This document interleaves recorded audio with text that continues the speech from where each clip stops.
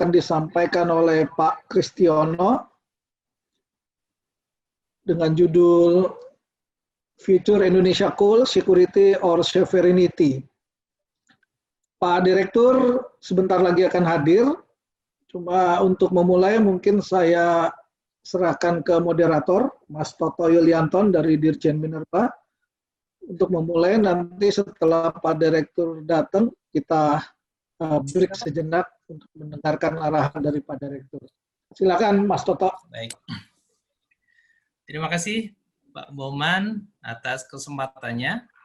Assalamualaikum warahmatullahi wabarakatuh. Selamat sore dan salam sejahtera untuk kita semua.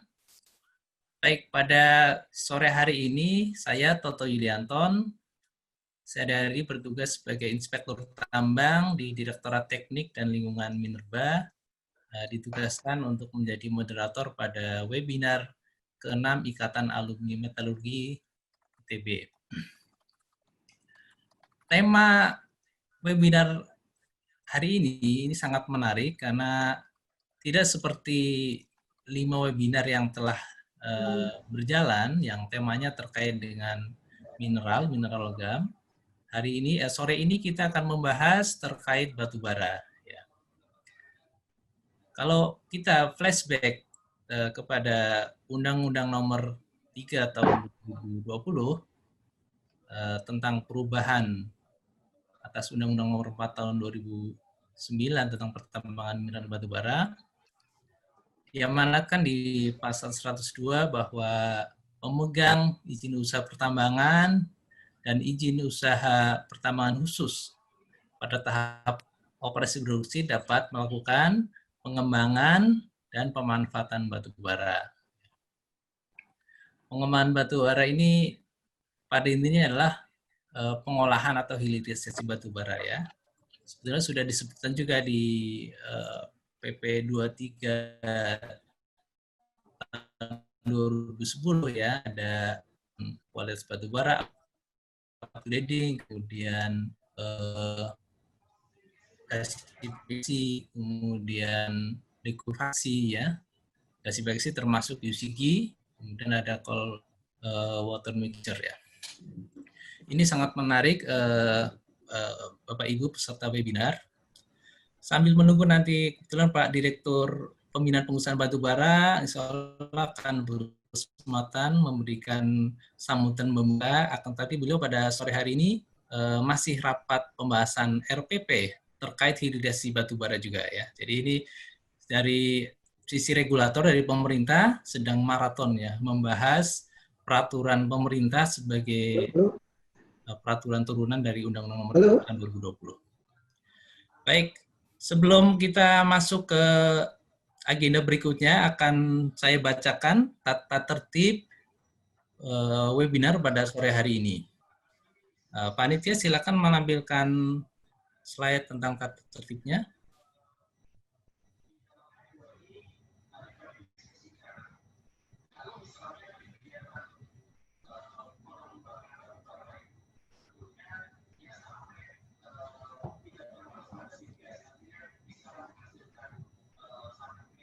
Sebelumnya Pak Toto, mohon maaf, sepertinya Pak Sujatmiko sudah bergabung dengan kita. Sudah hadir ya Pak Direktur, mungkin kita sebentar opening speech dulu dari Pak Direktur, Pak Toto. Ya, sebentar saya sapa dulu. Assalamualaikum Pak Direktur, Pak Sujatmiko. Apakah sudah dapat bergabung, Pak?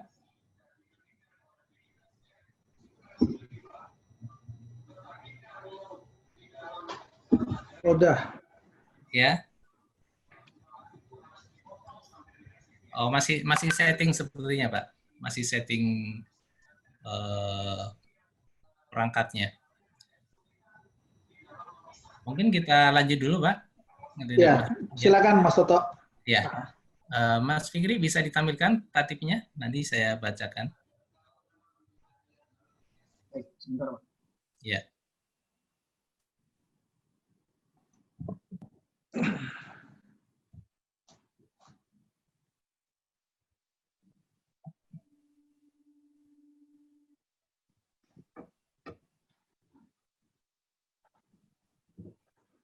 Ya, sudah. Mungkin, Ya. Pak Toto?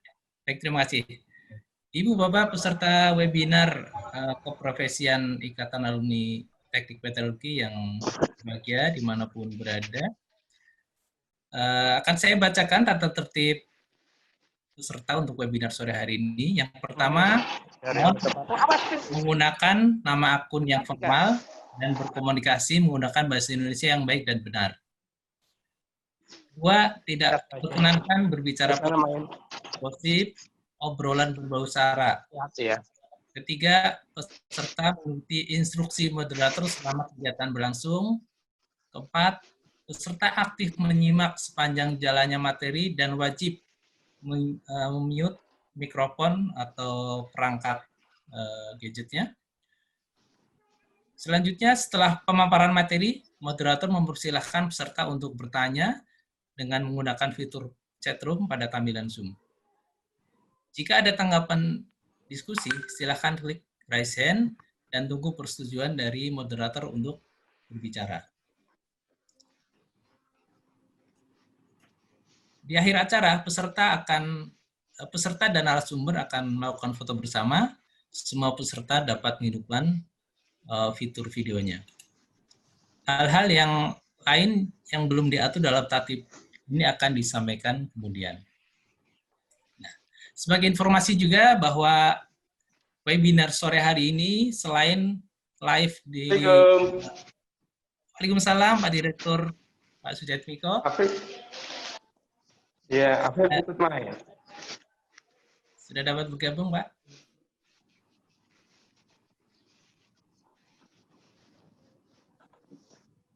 Iya.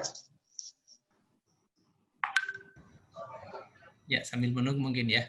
Jadi selain live di Zoom, kami juga live di channel YouTube ya. Channel YouTube-nya namanya IA Med ITB TV ya. Silakan seandainya nanti ada ketidakstabilan jaringan, Bapak Ibu juga bisa live dari YouTube di channel IA Med ITB TV. Silakan nanti di like, subscribe, dan mungkin dapat di-share juga ke relasi atau yang lainnya, sehingga dapat lebih luas yang menyimak webinar pada hari ini.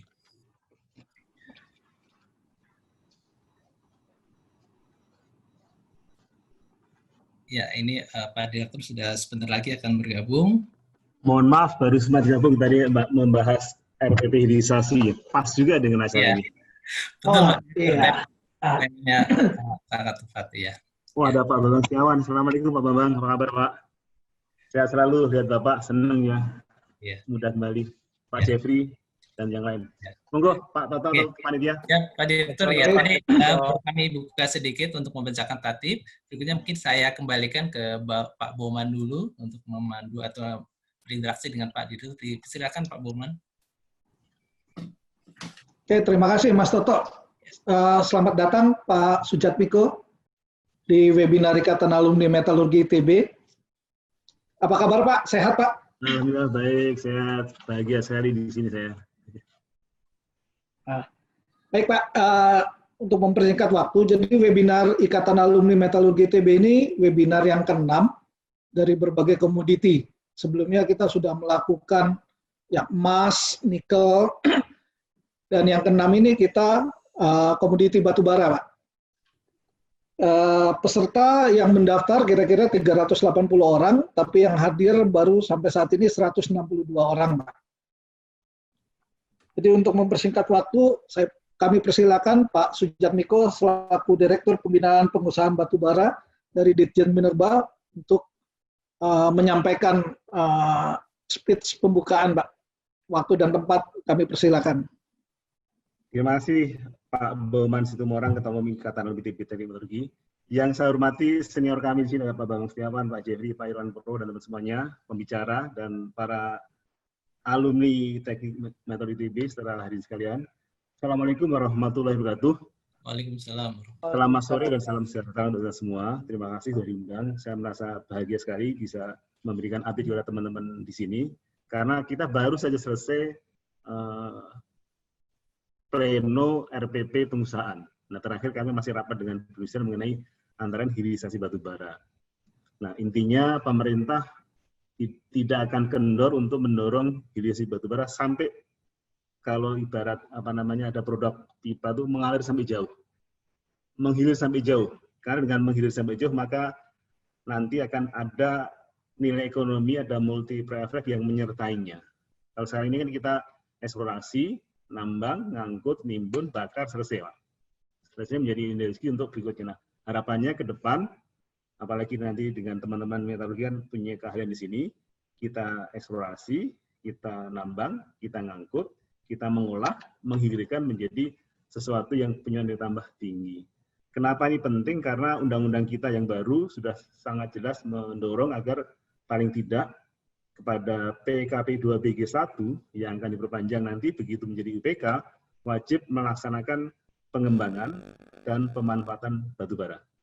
Pengembangan di sini artinya adalah hilirisasi, mulai dari nggak tahu mana yang paling pas untuk masing-masing industrinya, apakah dalam bentuk upgrading, nanti bentuk gasifikasi atau likuifaksi dan sebagainya, dan pemanfaatannya, artinya penggunaan in situ batubara, apakah diekstrak menjadi gas untuk berikutnya underground coal gasifikasi atau dikonvert menjadi listrik mulut tambang.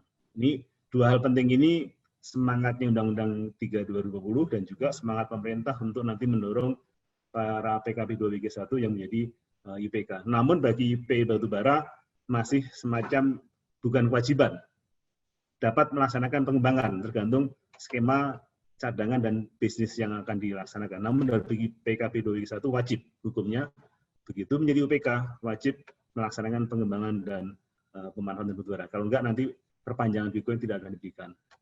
Ini penting karena kita tahu tekanan terhadap batubara makin berat.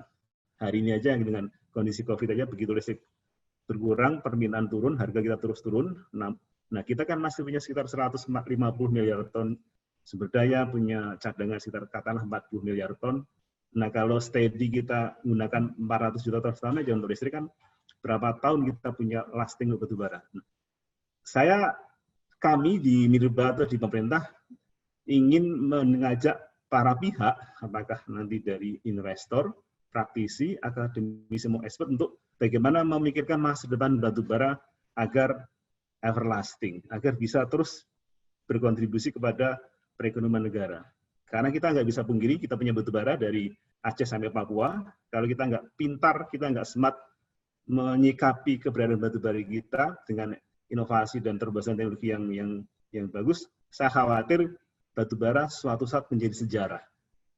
Kenapa sejarah? Karena dunia global sudah menstigma batubara sebagai energi kotor.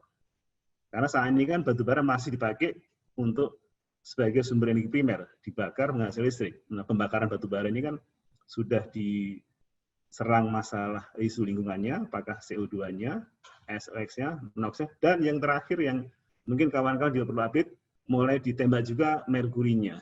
Karena batubara mengandung sekian ppm atau ppb merkuri.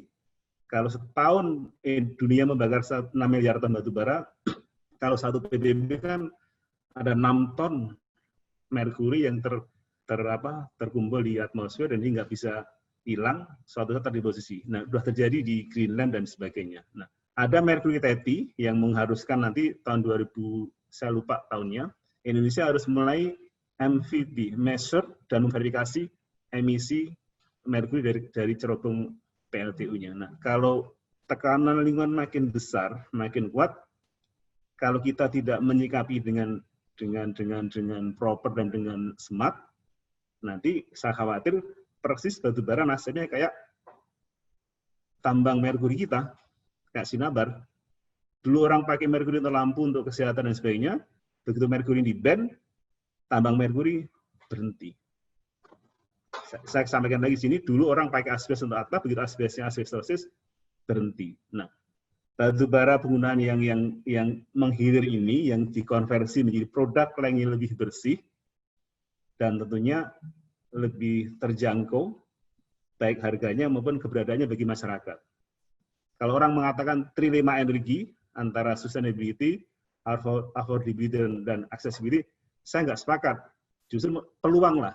bagaimana kita menciptakan peluang batu bara yang tadinya dianggap energi yang kotor, yang tidak ramah lingkungan, dengan hilirisasi dan dengan kawan-kawan teknik teknologi, saya yakin punya kemampuan untuk menghasilkan sesuatu produk turunan atau penggunaan batu bara yang memenuhi tadi aspek harganya yang affordable, teknologinya proven, dan environment atau lingkungannya terjaga. Nah, kurang lebih saya merasa bahagia di sini karena saya berkumpul pada teman-teman yang punya passion untuk itu. Saya lihat ada Medco yang mulai akan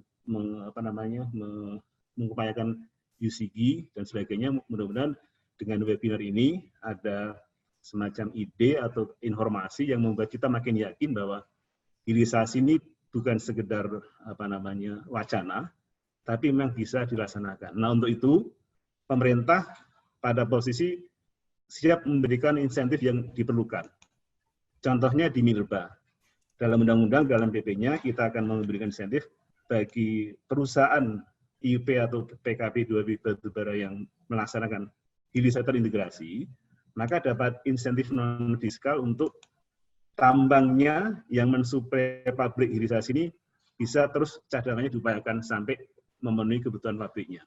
Jadi tidak sekedar 2 kali 10 atau 2 kali berapa, tapi sampai cadangan yang didedikasikan untuk hilirisasi itu selesai atau habis digunakan.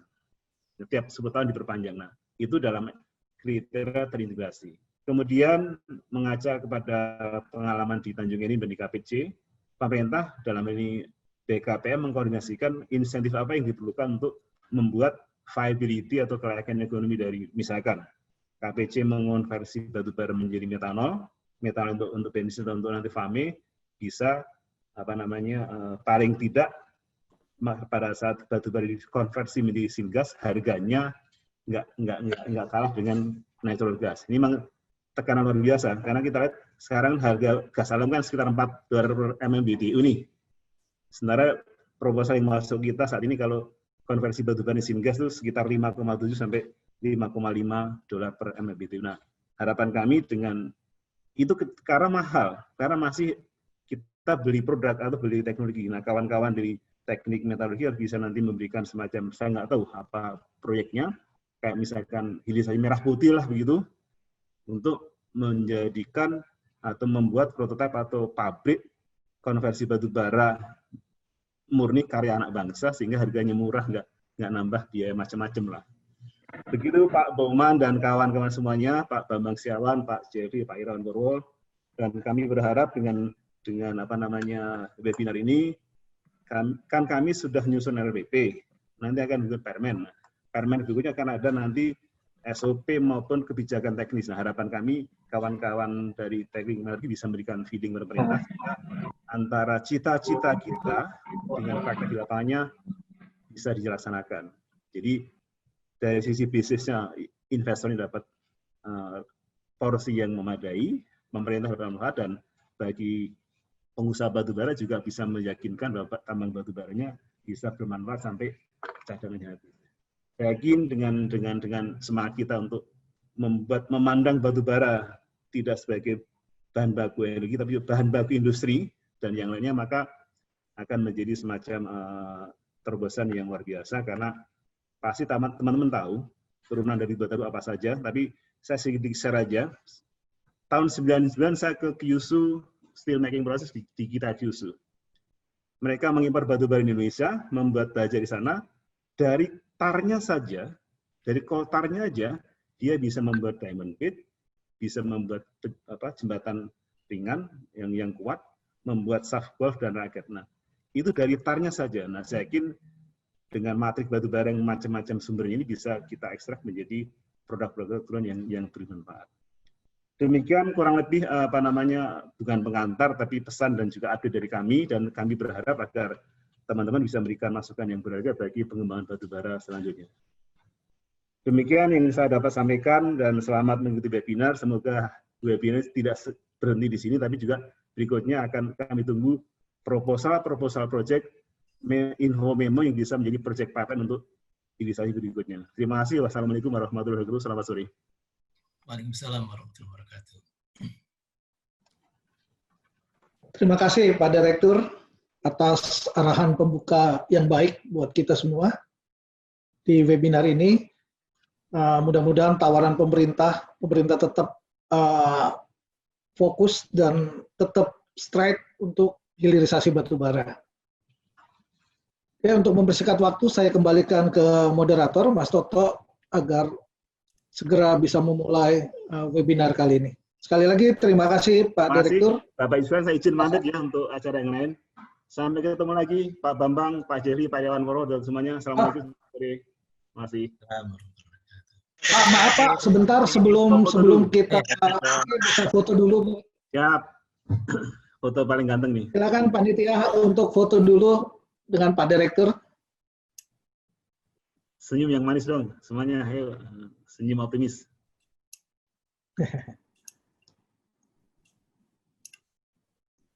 Dua Mas jempol Fikri, sekarang, Pak. oke. Dua jempol. Baik. Terima kasih. Terima kasih ya. Sudah, Pak. Terima kasih banyak, Pak. Ya, terima kasih banyak Pak Direktur. Sama-sama. Pamit. Ya, terima kasih Pak. Silakan Mas Toto, dilanjut. Terima kasih Pak Boman dan juga Pak Direktur atas sambutannya. Saya ambil alih untuk memandu jalannya webinar. Ya, telah hadir di tengah kita juga narasumber yang luar biasa. Beliau adalah Insinyur FH Kristiono. Nah, sebelum masuk ke inti materi yang akan beliau sampaikan, sedikit saya sampaikan profil beliau yang luar biasa. Pak Eva Kristiono, beliau menyelesaikan pendidikan S1-nya di Teknik Pertambangan ITB, jurusan subjurnya di metalurgi ya. Beliau menyelesaikan tahun di 1991. Kemudian S2 beliau mengambil di MBA di ITB juga, diselesaikan tahun 2011. Kemudian aktivitas pengalaman kerjanya pada awalnya beliau menjadi wasplan metalurgis di PT Arutmi Indonesia Tambang Senakin ya selama 5 tahun ya. Kemudian setelah itu 7 tahun ya memegang pindah jalur menjadi marketing dan logistik transport manager di BXP Billiton ya. Kemudian juga terakhir beliau di PT Medco Mining ya, menjabat sebagai COO ya. Aktivitas beliau selain keprofesian, maksudnya selain pekerjaan, beliau aktif di Indonesia Coal Mining Association sebagai Vice Chairman dari 2017 hingga sekarang. Ya. Nah, kalau bicara di luar ini pengalaman, saya dan Pak Kris ini kebetulan punya hobi yang sama ya. Tapi belum pernah ketemu muka gitu kebetulan ya. Jadi hobinya sama-sama pelari ya. Kita punya hobi yang sama di olahraga yang ya bisa dilakukan di mana saja kapan saja asal ada kesempatan. Nah, topik yang akan beliau sampaikan sesuai dengan judul yang sudah beredar ya di flyer dan di berbagai macam media adalah Future Coal, Indonesia Coal, Security or Sovereignty. Jadi nanti beliau akan menyampaikan ya perspektif dari seorang praktisi dan juga mungkin seorang pengamat terkait bagaimana masa depan batubara Indonesia, gitu ya. Khususnya terkait nanti pengembangan, hilirisasi maupun pengolahannya. Baik, untuk mengefektifkan waktu, sekarang waktu sudah hampir 4:30, jadi kita nanti jam 18 selesai, sehingga waktu untuk Pak Kris paparan sekitar 45 menit sampai 17.15, lebihnya nanti kita tanya. Selanjutnya Pak Kris dipersilahkan untuk menyampaikan paparan. Silakan Pak. Oke, terima kasih banyak Pak Om Toto, Om Boman sama. Saya lihat di sini banyak banget dari senior-senior Pak Irawan Purwo, Pak Jeffrey. Aduh, banyak banget, terima kasih banyak Pak. Pak Bambang Setiawan lagi. Aduh, makasih banyak Pak. Ya, dan supportnya termasuk Pak Miko nih jauh-jauh hari sebelumnya udah, Kris aku mau buka jadi kata pengantar. Jadi saya lihat bahwa terima kasih dukungannya untuk saya mencoba bukan meramal Pak, jadi melihat apa yang saya alami hampir 27 tahun, jadi mungkin senior saya ini nanti mohon izin untuk ditambahkan. Ada Pak Yosef juga ini, ada tetangga saya Pak Protasius ini juga orang Bars ini ada datang di sini Pak Boro. Terima kasih banyak. Jadi saya mulai ya Bapak-bapak sekalian bahwa ini adalah, jadi judulnya itu security itu adalah ketahanan ya, sama sovereignty itu adalah kedaulatan. Jadi biar teman-teman atau kita semua berpikir mau mengarah kemana kita ini, mau prioritas ketahanan energi, mumpung lagi gas murah, maka kita import aja gas. Jadi energi di Indonesia nggak usah didukung, jadi beli aja dari luar kayak orang Singapura ya, karena nggak punya gas cepat. Atau prioritas kemandirian energi. Jadi yang walaupun kita bikin gas, nanti ujungnya yang kemarin teman-teman air product yang di Save Indonesian Coal itu semua pejabat menyampaikan kita ada bikin DME dengan air product di PTBA, maupun bikin metanol di KPC dengan air product juga di Sangatta sana. Jadi kalau ujung-ujungnya gas domestiknya yang mahal, apakah juga tetap disupport? Karena itu adalah berhubungan dengan kemandirian energi. Jadi ketahanan energi, kemandirian energi, atau terakhir kita pilihannya adalah kedaulatan energi, Pak. Jadi kedaulatan energi yang kadang-kadang belum didefinisikan, karena yang saya lihat di RUEN itu cuma ada kemandirian sama ketahanan. Jadi kalau menurut definisi saya adalah sovereignty itu adalah kedaulatan energi adalah mencari diversifikasi sumber-sumber gas unkonvensional, yaitu yang murah of course. Jadi unkonvensional yang murah, dan kalau bisa ujung-ujungnya itu adalah gas yang marginal atau yang selama ini belum disentuh, kayak dulu adalah CBM, tapi CBM kan sudah ke migas ya Bapak sekalian, dan ternyata juga Medco juga udah mengundurkan diri. Kita udah punya 4 blok dan udah ngepor sampai 5 tahun kita mundur dari CBM. Nah, mungkin kita lihat lagi yang unconventional lagi, yaitu dari underground coal gasification. Jadi paparan hari ini akan mencoba melihat 3 sisi itu Pak. Jadi diakhiri nanti saya tutup dengan nanti bagus banget ada video singkat, tapi kalau Bapak bisa saya kasih PR malam-malam, nontonlah film Michael Moore. Nanti Bapak-Bapak lihat di penutupnya. Singkat, kita tutup dengan itu.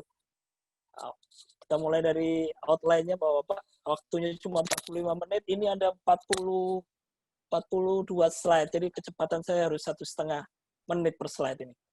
Jadi kita mulai dari prelude, kemudian energy mix, dan update-nya apa, tantangan dan opportunity, kemudian reinventing coal beyond komoditinya apa. Ini kadang-kadang kita nyerah gitu bahwa batu bara itu komoditas. Enggak, Bapak sekalian, batu bara bukan hanya sekedar komoditas. Kita bisa lihat dari lesson learned negara-negara di Eropa sana. Mereka bisa beyond komoditas. Dan terakhir adalah beyond mining. Ini yang sejalan dengan Pak Miko tadi sampaikan, dan keinginan pemerintah, dan mungkin juga kita saatnya tepat nih, bahwa kita harus ke arah hilirisasi, ke beyond mining, nggak hanya berfokus ke mining. Dan terakhir adalah Q&A. Jadi kita mulai yang ini adalah foto bagus bukan slide bagus tentang Adelaide, South Australia, September 2016 blackout. Ini senior saya Pak Setiawan Yosef yang ada di sana mungkin bisa cerita nanti apa yang terjadi di blackout-nya Adelaide tahun 2016. Ini karena mereka tuh banyak batu bara, tapi berusaha karena dia menandatangani protokol pengurangan CO2 emisi, dia mengaktifkan wind turbine-nya dia. Dan wind turbine-nya waktu itu ada badai, sehingga trip, dan akibatnya telat untuk nyalain batu bara sebagai baseload. Jadi ini adalah potret hampir 5 hari Adelaide padam. Jadi pertanyaannya, reliability-nya lagi kita harus perhatikan ketika kita mengarah ke non-renewable energy. Kemudian prelude yang kedua adalah, ini data SKK Migas tahun 2017 katanya masih valid, bahwa kurang dari 2 tahun lagi ya, 2022 ini udah kita udah import gas tanpa IOR ya Bapak-Bapak, karena ini juga debatable. Kalau pakai IOR pasti gasnya mahal, daripada bikin gas lagi, mending kita beli gas, kira-kira kayak gitu. Itu fakta prelude kedua tentang gas shortage. Kemudian ini adalah apakah kita akan impor? Ternyata benar kita akan impor, Bapak. Jadi ada berita terbaru yang paling bawah ini, pemerintah akhirnya bebaskan pajak pertambahan nilai impor LNG. Kemudian dengan pengalaman Adelaide tadi, kemudian Swedia ini hampir 60%, 65% itu dari renewable energy, karena dia banyak sungai, dia pakai PLTA. Tapi dia growth-nya apa istilahnya, pertumbuhan keinginan kebutuhan energinya dia atau listriknya nggak telat, nggak sebanding dengan kemampuan PLTA-nya lah kira-kira. Jadi sehingga dia growth-nya terhambat dengan kapasitas listrik. Jadi 3 hal seperti ini yang fakta yang kita lihat sekarang tentang energi kita. Kemudian yang terakhir adalah prelude Indonesia, bahwa Pak Jokowi kemarin udah menandatangani Paris Agreement untuk mengenai perubahan iklim. Kita akan memotong CO2 emisi dari 29% target kita, dan 29% itu kalau pakai usaha sendiri, kemudian kalau dibantu dengan hubungan internasional, target kita 41%. Kalau Bapak-Bapak lihat di grafik yang sebelah kiri, itu adalah ada energi, waste, EPU, kemudian agrikultur, forest, sehingga totalnya kalau Bapak lihat yang di sebelah kiri ada CM2-nya, itu yang paling dominan 38% itu ada di energi. Jadi energi itu yang berkontribusi, target dari 29%, 38% itu ada di energi. Apa itu energi?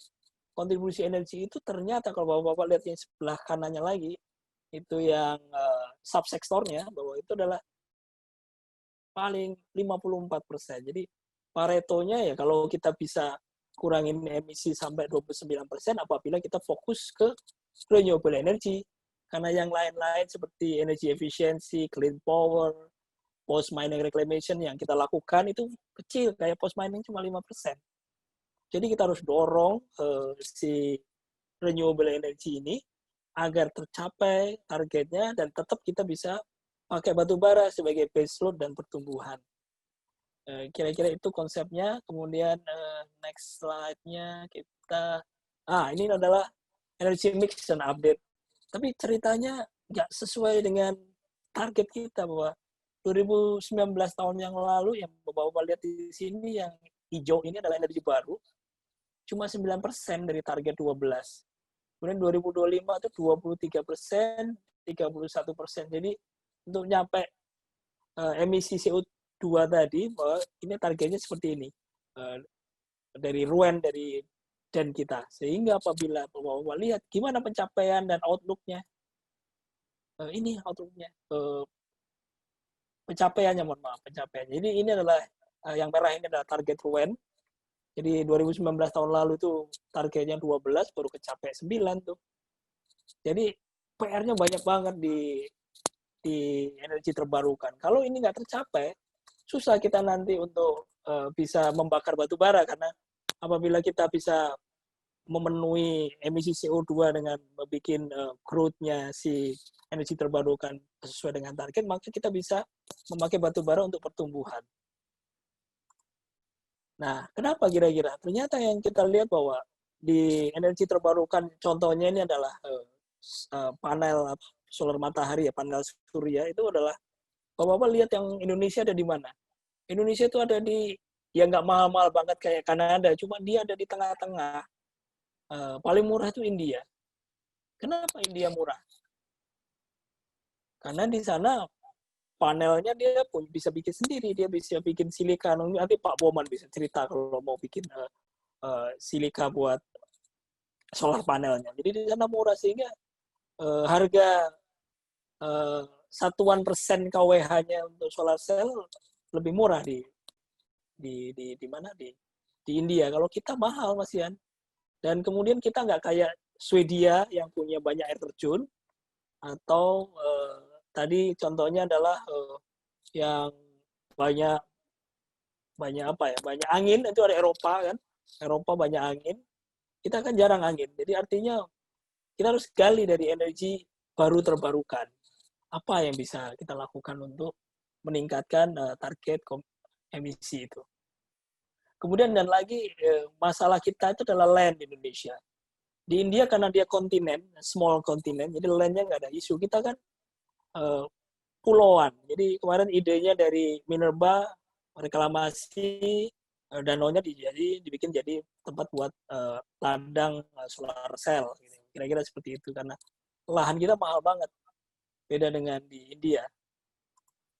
Kemudian ini adalah contoh yang energi baru terbarukan di Eropa ya. Di Eropa bahwa Swedia, teman-teman bisa lihat hampir 54% dia bisa mengandalkan air terjun ya.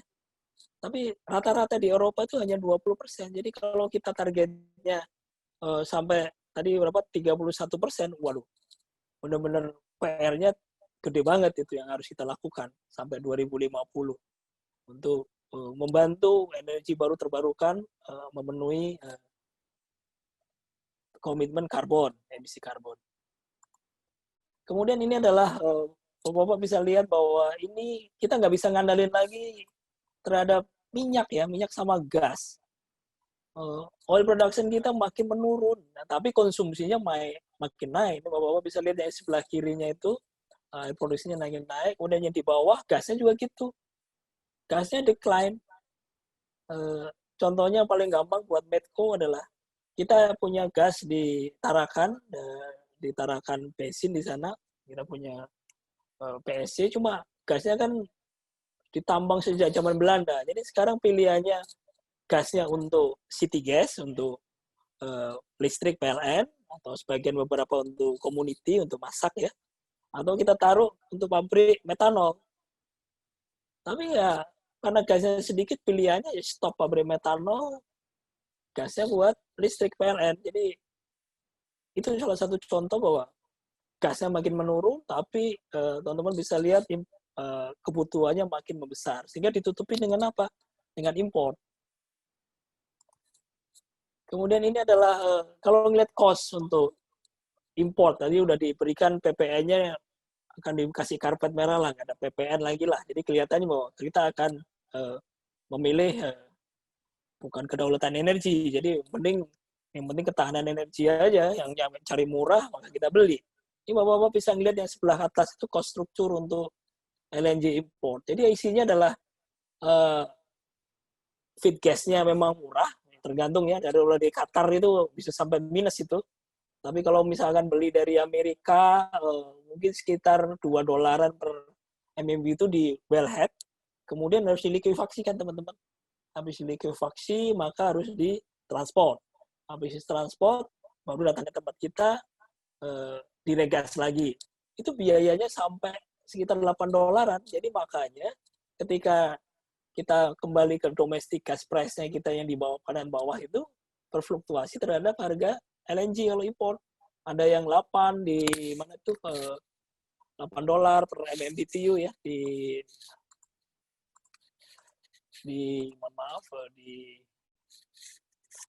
Jawa Barat. Kemudian ada 8 ya Jawa Barat yang paling tinggi, selebihnya Jambi, yang paling murah ini di Kalimantan ya ada $7 per MMBTU. Jadi sangat bergantung dengan import karena kita nggak mampu lagi untuk bikin gas. Padahal kalau kita mau ngelihat tadi bahwa ada peluang untuk bikin gas dari batu bara. Of course, sekarang ini nanti pasti ada yang nanya ke aku, Pak, lebih murah beli ngapain bikin gas sendiri? Itu tadi pertanyaan yang selalu abadi di tempat kita. Ini buat pilihan ya teman-teman, pilihan kebijakan, karena kalau pemerintah akan mengatakan ini ya contoh South Africa, dia bisa bikin minyak dari batu bara, ya karena dia di embargo.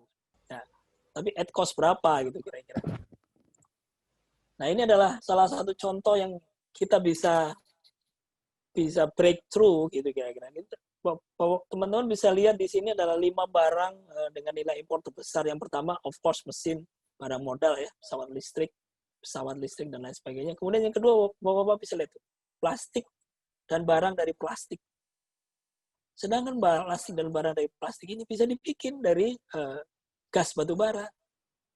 Sehingga kalau ini menjadi komponen terbesar ini kita bisa saving, yang itu yang dilakukan oleh Cina sekarang ini, kita nggak akan minus defisit keuangan seperti saat ini. Karena barang pembantu ini, pendukung ini, kita bisa produksi dalam negeri.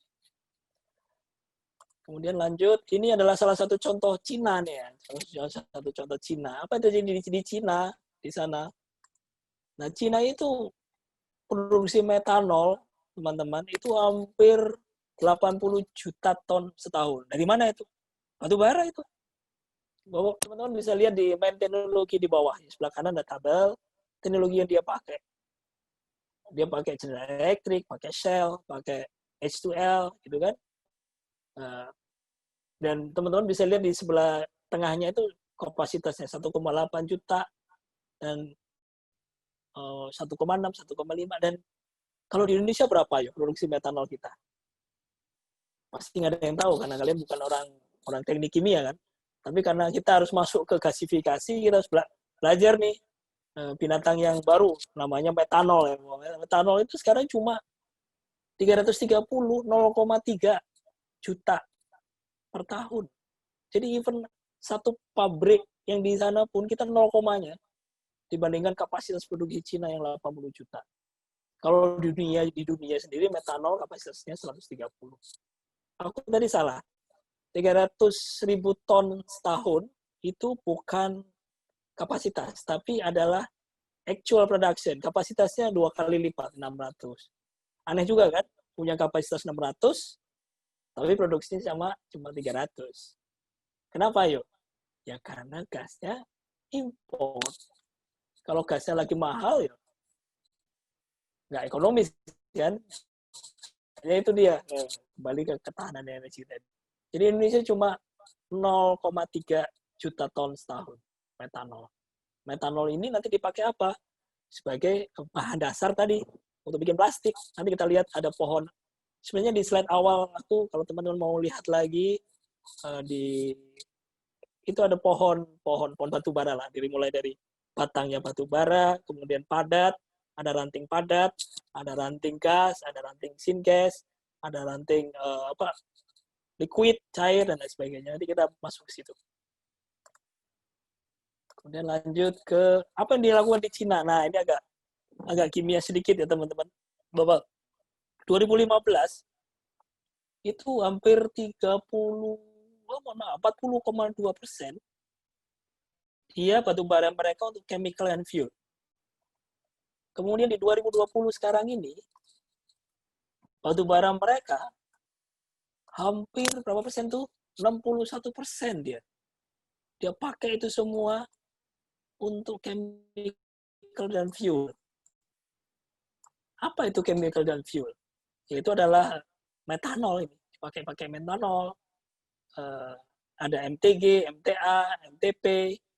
Jadi ini hampir produk turunan metanol yang dia pakai. Kemudian ada dipakai metanol untuk dimethyl ether di sini, dimethyl fuel. Jadi ini yang metanol di ME fuel ini yang mau dipakai untuk LPG, pengganti LPG. Jadi berkompetisi sama LPG. Ini juga kemarin menarik pas Chef Indonesia Coal di Perhapi bahwa keekonomiannya memang marginal untuk DME. Tapi kalau untuk metanol yang di sebelah kanan ini, keekonomiannya bagus. Keekonomian bagus itu bisa 4-5 kali lah lipat. Kalau yang untuk bikin DME ini cuma 1,5 katanya. Yang feasibility yang dilakukan oleh PTBA maupun yang metanol yang dilakukan oleh KPC. Kemudian kita lihat lagi ngomongin energinya sendiri. Energinya tadi ngomongin gas. Sekarang kita ngomong energi untuk pembangkit sekarang. Pembangkit bahwa kita harus bandingkan bahwa batu bara dengan solar. Tadi maksudnya dengan panel solar, angin. Orang sering lupa bahwa tidak memasukkan faktor yang namanya baterai. Kan nggak mungkin setiap hari panas itu ya. Nggak setiap hari ada angin. Jadi harus disimpan. Terus nggak juga nggak setiap hari ada panas itu maksudnya kalau malam juga pasti cuma 12 jam, 12 jam mungkin kalau ada mendung juga mungkin 8 jam, 6 jam. Jadi artinya harus dimasukin baterai. Kalau Bapak bisa lihat di sebelah kanan ini ada levelized cost electricity dispatchable. Jadi udah ditambahkan biaya baterai. Sehingga kalau ditambahkan biaya baterai, ya memang batu bara paling murah.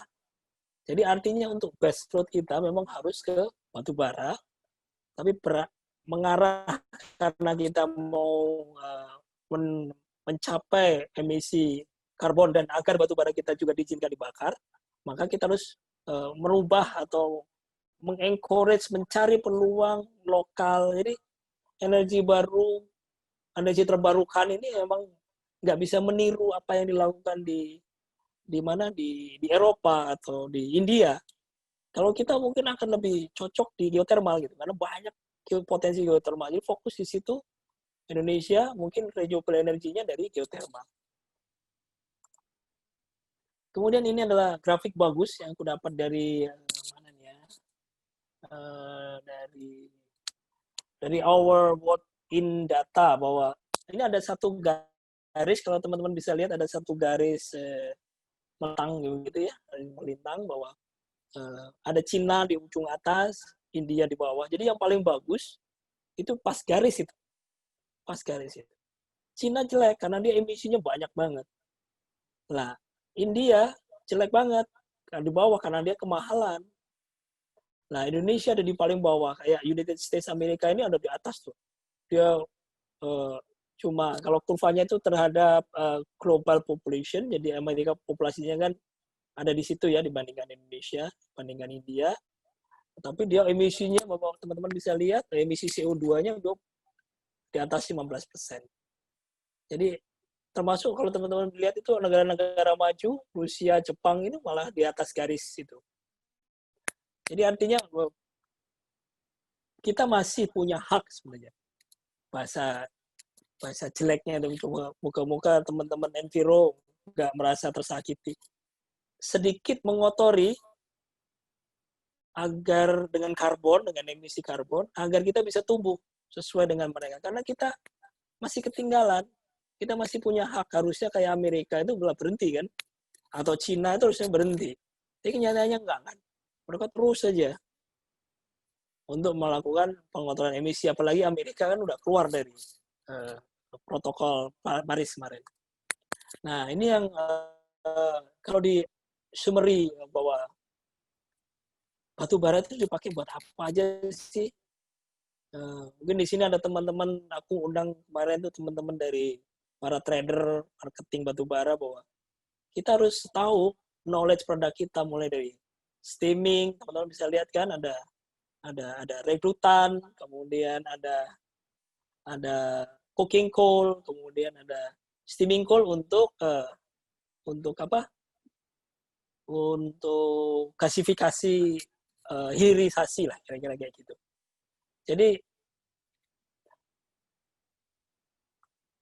Jadi kita harus lihat lagi bahwa contohnya sekarang ini yang ada di Indonesia kebanyakan adalah kita bikin untuk complete combustion. Jadi batu bara dibakar untuk bikin listrik. Tapi sering lupa bahwa kita itu, apa yang kita lakukan di Medco, bahwa batu bara itu utilisasinya bisa untuk reduction. Yaitu dipakai untuk di semen, di smelter. Karena fungsinya dia mereduksi. Memang kebutuhannya nggak banyak. Karena apa? Memang nggak perlu banyak. Tapi kenapa nggak perlu banyak? Karena memang kalau banyak, dia akan mempengaruhi semen, produk semen, key-linkernya. Kalau smelter akan mempengaruhi produk nikel mate-nya. Kalau copper, dia akan mempengaruhi copper blisternya. Jadi memang niche market untuk reduktan coal. Dan ini harus dikenalin. Yang ketiga adalah yang coking coal yang kita punya di Adaro kan. Maka kita bikin karbonisasi. Maka hasilnya nanti charcoal menjadi activated carbon. Ini yang sekarang ini lagi di-develop sama teman-teman PKN di Kalimantan Utara. Kemudian yang kokas ini harusnya Adaro dibikin nih untuk kokasnya. Karena harganya, nilai tambahnya besar banget.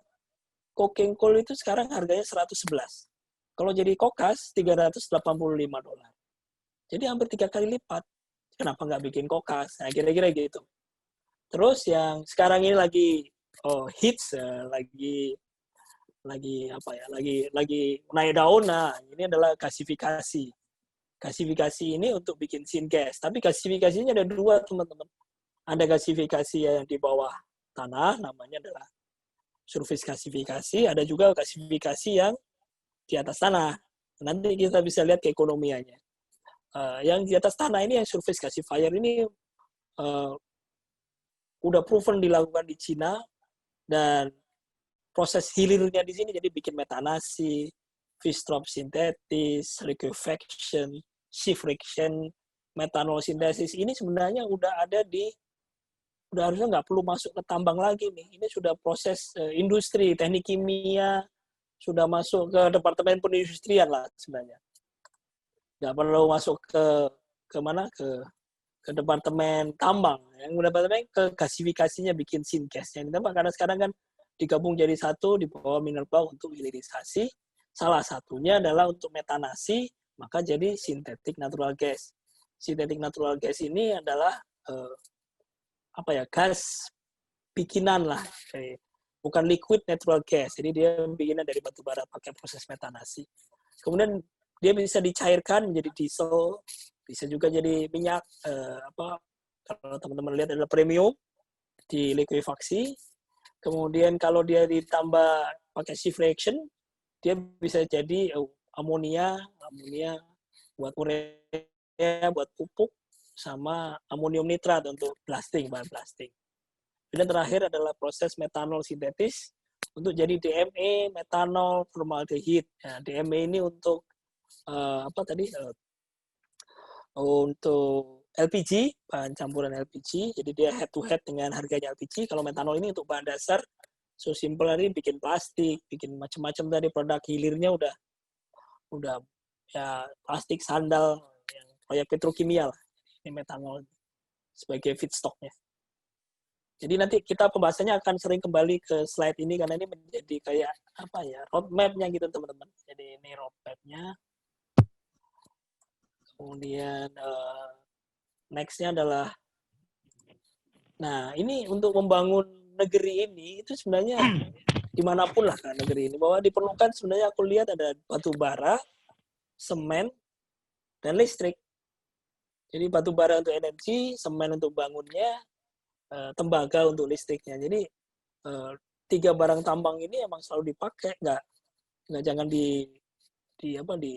dilupakan. Kadang-kadang orang lupa bahwa komplain tentang batu bara mengotori, memang energinya dari mana lagi kalau nggak dari batu bara.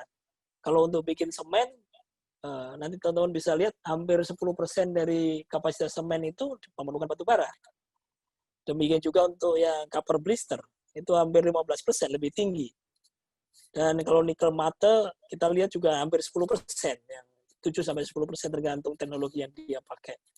Jadi, batu bara diperlukan untuk diproses,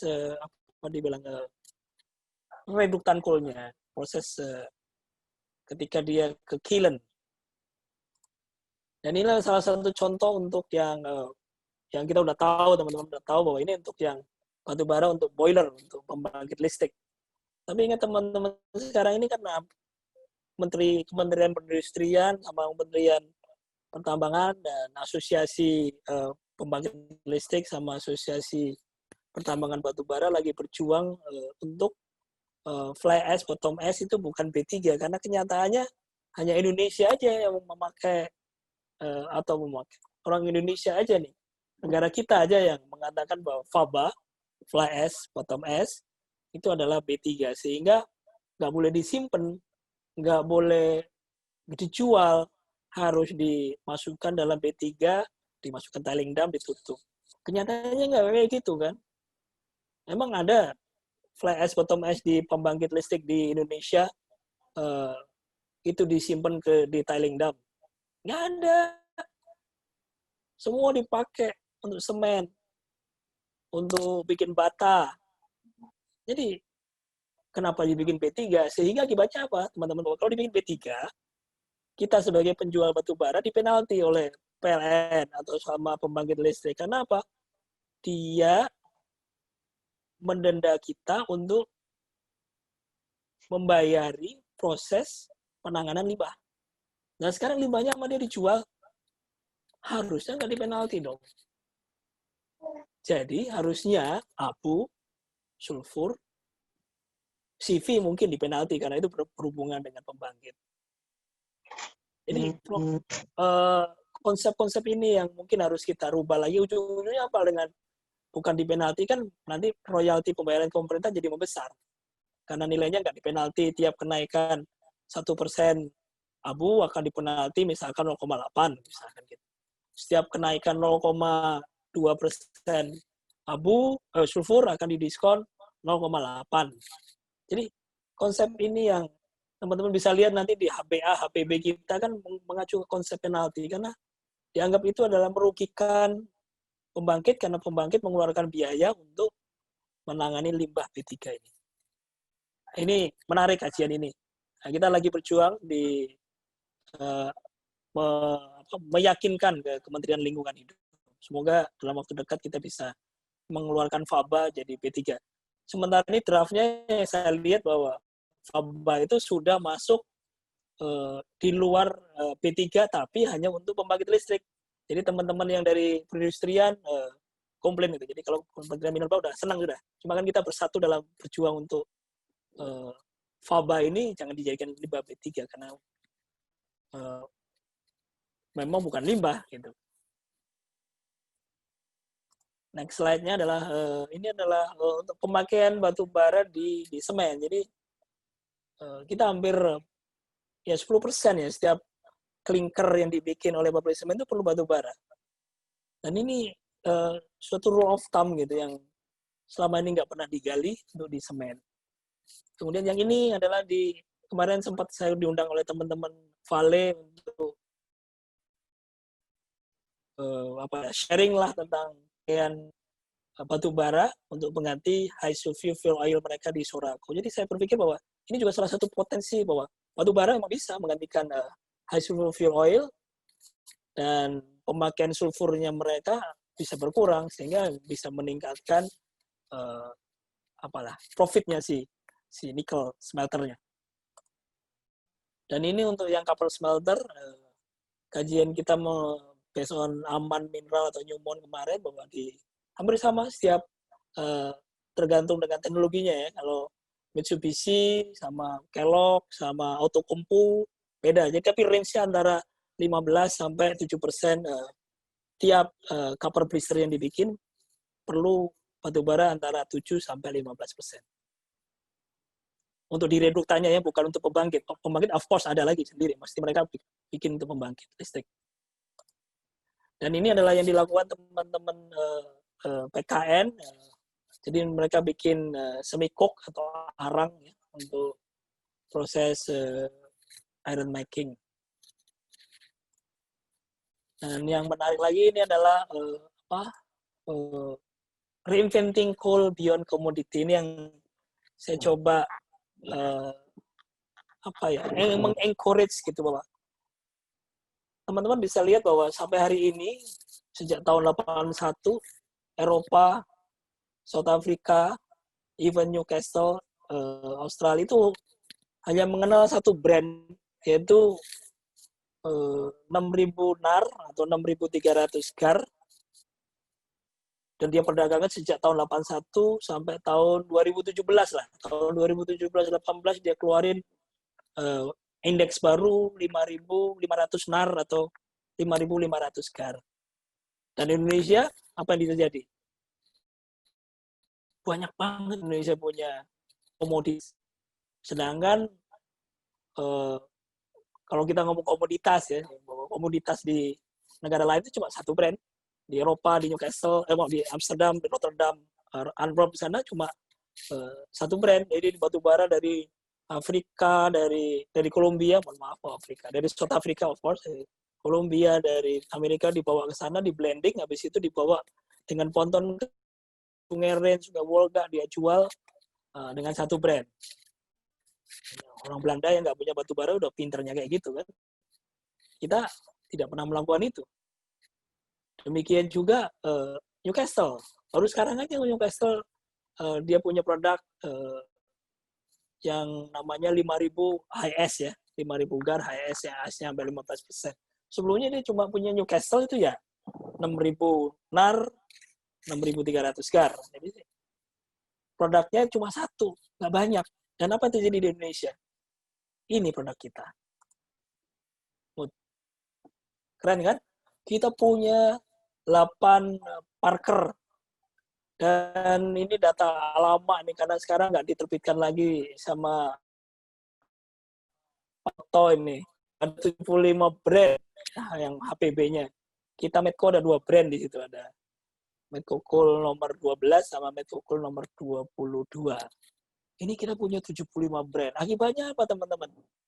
Iya, batu bara yang kalorinya rendah, ini belinya murah banget. Sehingga nggak ada apa ya, nggak ada creating value, nggak ada sustainability. Harusnya bisa dicampur apa yang dilakukan oleh teman-teman di Amsterdam sehingga menjadi satu produk. Mohon izin nih, ambil minum. Kemudian apa saran saya? Oh ya, ini sebelum masuk ke itu adalah teman depannya ini di 2040 kalau kita ngomong batu bara Asia, teman-teman bisa lihat di bawah yang warnanya merah itu adalah defisit. Kemudian yang biru itu adalah surplus. Dan teman-teman bisa lihat bahwa Asia itu defisit semua. Jadi walaupun ini data dari EIA ya, walaupun istilahnya ada kita harus lakukan Kyoto Protocol pun bahwa demand itu akan ada dan masih defisit tuh. Tapi yang tadi Pak Miko bagus banget mengatakan jangan sampai ketika 2040 kita udah nggak punya batu bara juga untuk dijual gitu. Untuk di dalam negeri juga udah habis misalkan. Nanti kita bisa lihat potensi batu bara gitu. Tapi ini demand seperti itu. Eropa walaupun katanya sekarang batu bara di sana kan murah kan, sekitar 49-47 dolar. Tapi sampai 2040 prediksi EIA dia defisit, tapi nggak sebesar di Asia. Yang banyak demand-nya adalah malah di bukan demand ya, banyak surplusnya itu ada di Afrika sama di jangan lupa nih teman-teman, kita sering lupa sama Rusia ini. Rusia ini the sleeping giant karena dia potensinya besar dan demand-nya nggak gede, akibatnya dia akan mengarah ke seaborne trade. Jadi itu yang buat kondisi di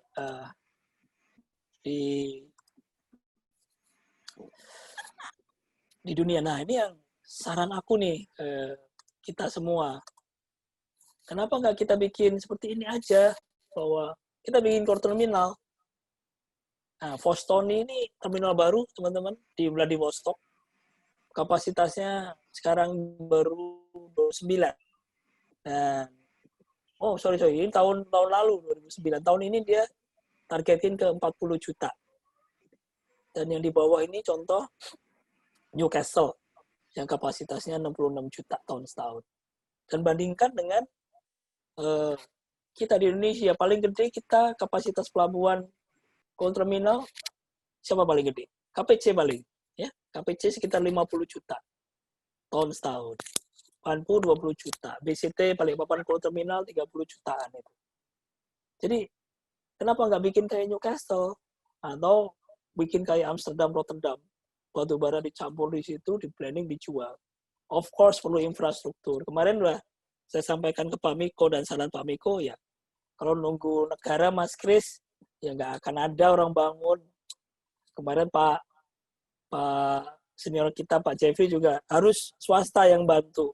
Cuma kalau bantu kerja sendiri juga, aduh, nggak akan kebangun-bangun. Itu harus bikin kayak konsorsium swasta gitu, bangun infrastruktur, kemudian dapat kayak PPP gitu dengan pemerintah, sehingga punya waktu 30 tahun untuk bikin coal terminal. Mungkin itu akan menjadi solusi agar kita hanya punya satu produk, sehingga bisa melakukan blending yang sulfur, yang kalorinya rendah bisa dapat nilai harganya bisa terangkat.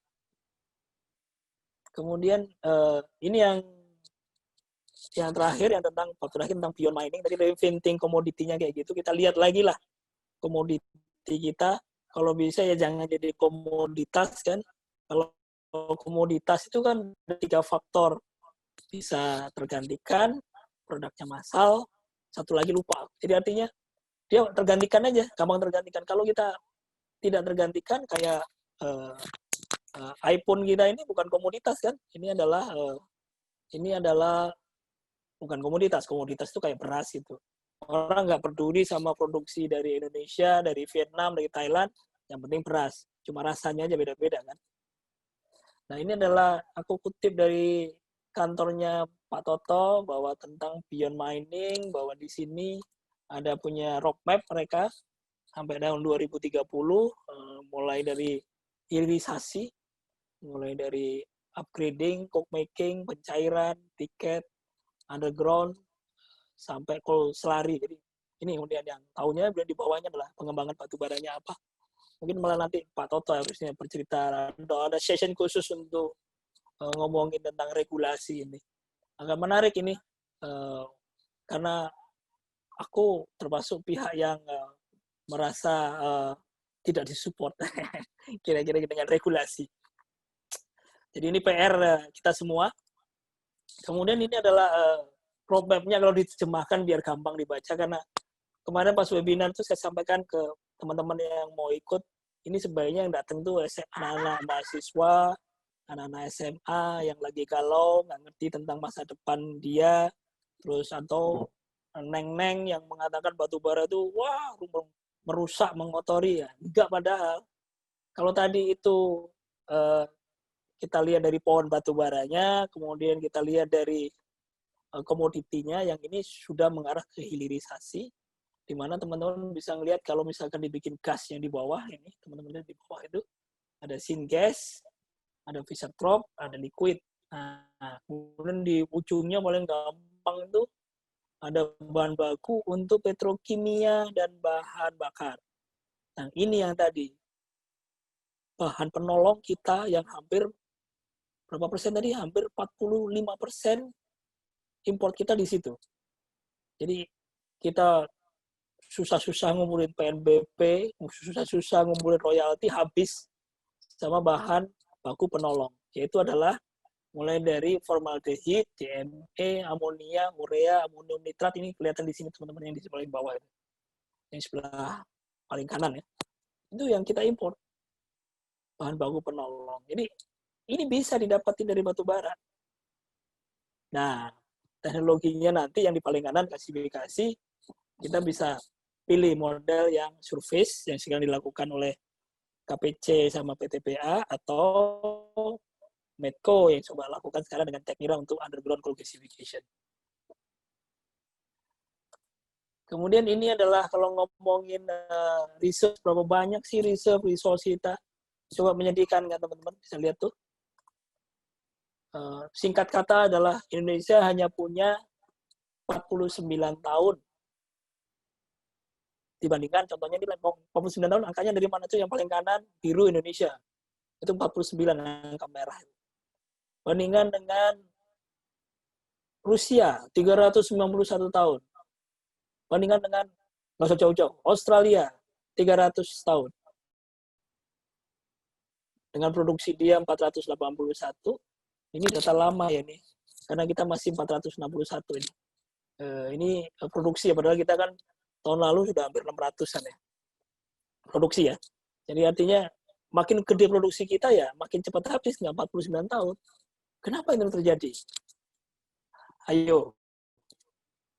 Ya, terjadilah orang kita udah di moratorium, nggak ada eksplorasi udah berapa tahun Pak Toto? Hampir seumur aku 2010, udah hampir 10 tahun tuh. Nggak ada yang namanya terbit IUP eksplorasi. Aku 2005 itu masih ngumpulin skip. Skip itu surat keterangan izin penyelidikan sebelum KPPU, waktu masih KP. Itu gampang banget eksplorasi. Tapi of course waktu itu rezimnya rezim masih otonomi daerah, emang nggak benar. Tapi paling nggak waktu itu kita lakukan eksplorasi. Sekarang kan menunggu tender yang pernah saya sampaikan di medsos bahwa kayak mau beli mobil disuruh beli flyernya dulu 50 juta ya. Siapa mau beli mobil beli flyernya 50 juta.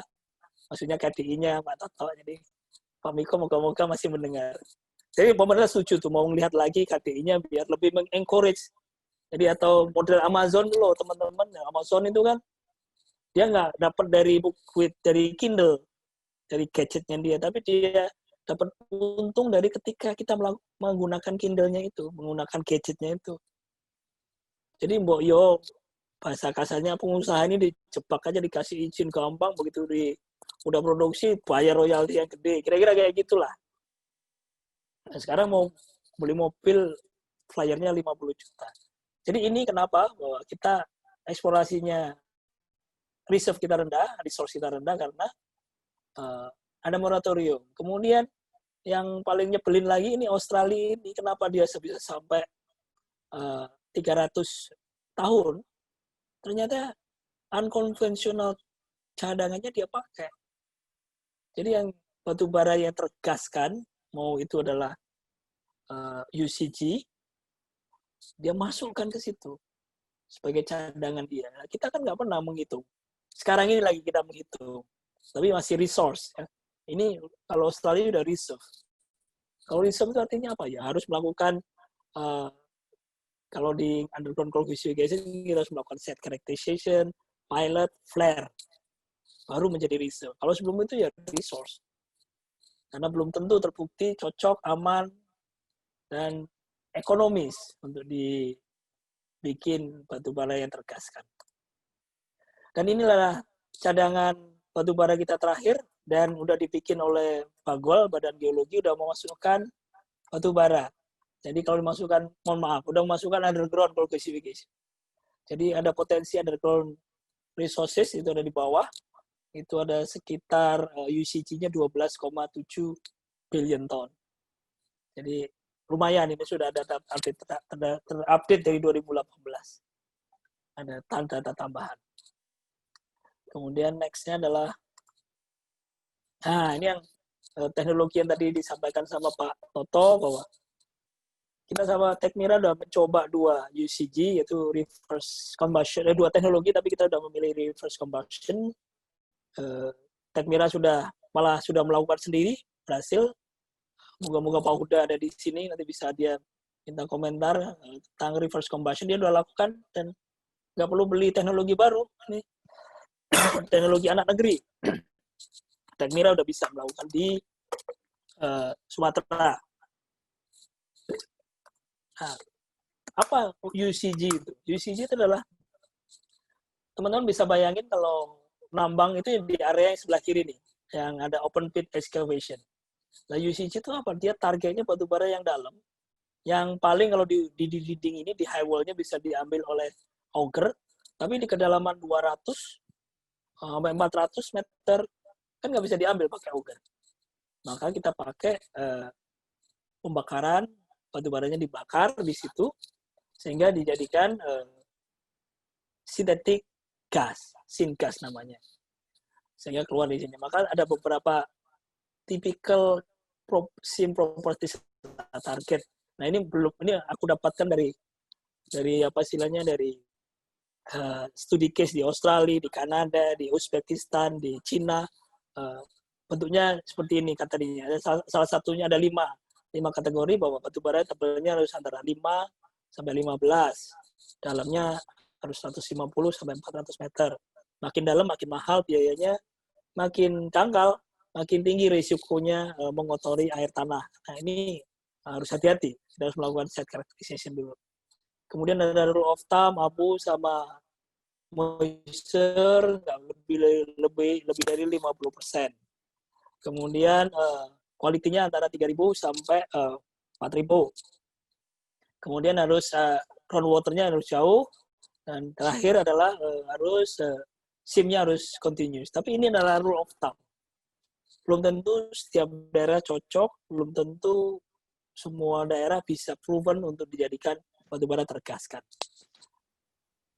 Nah, ini yang sudah dilakukan kajian kita, yang pra-FS-nya sudah disetujui oleh waktu 2017, ingat saya, bukan 2018, kita dapat Kepmen dari Pak Menteri Jonan untuk melakukan penugasan untuk percepatan. Jadi kita disuruh bikin kajian, nanti kita bisa komersialisasi. Jadi ini kita di daerah migas kita di Palembang, kita menemukan batu bara di kedalaman berapa ini? 150 meter, itu hampir 5,2 billion ton batu bara.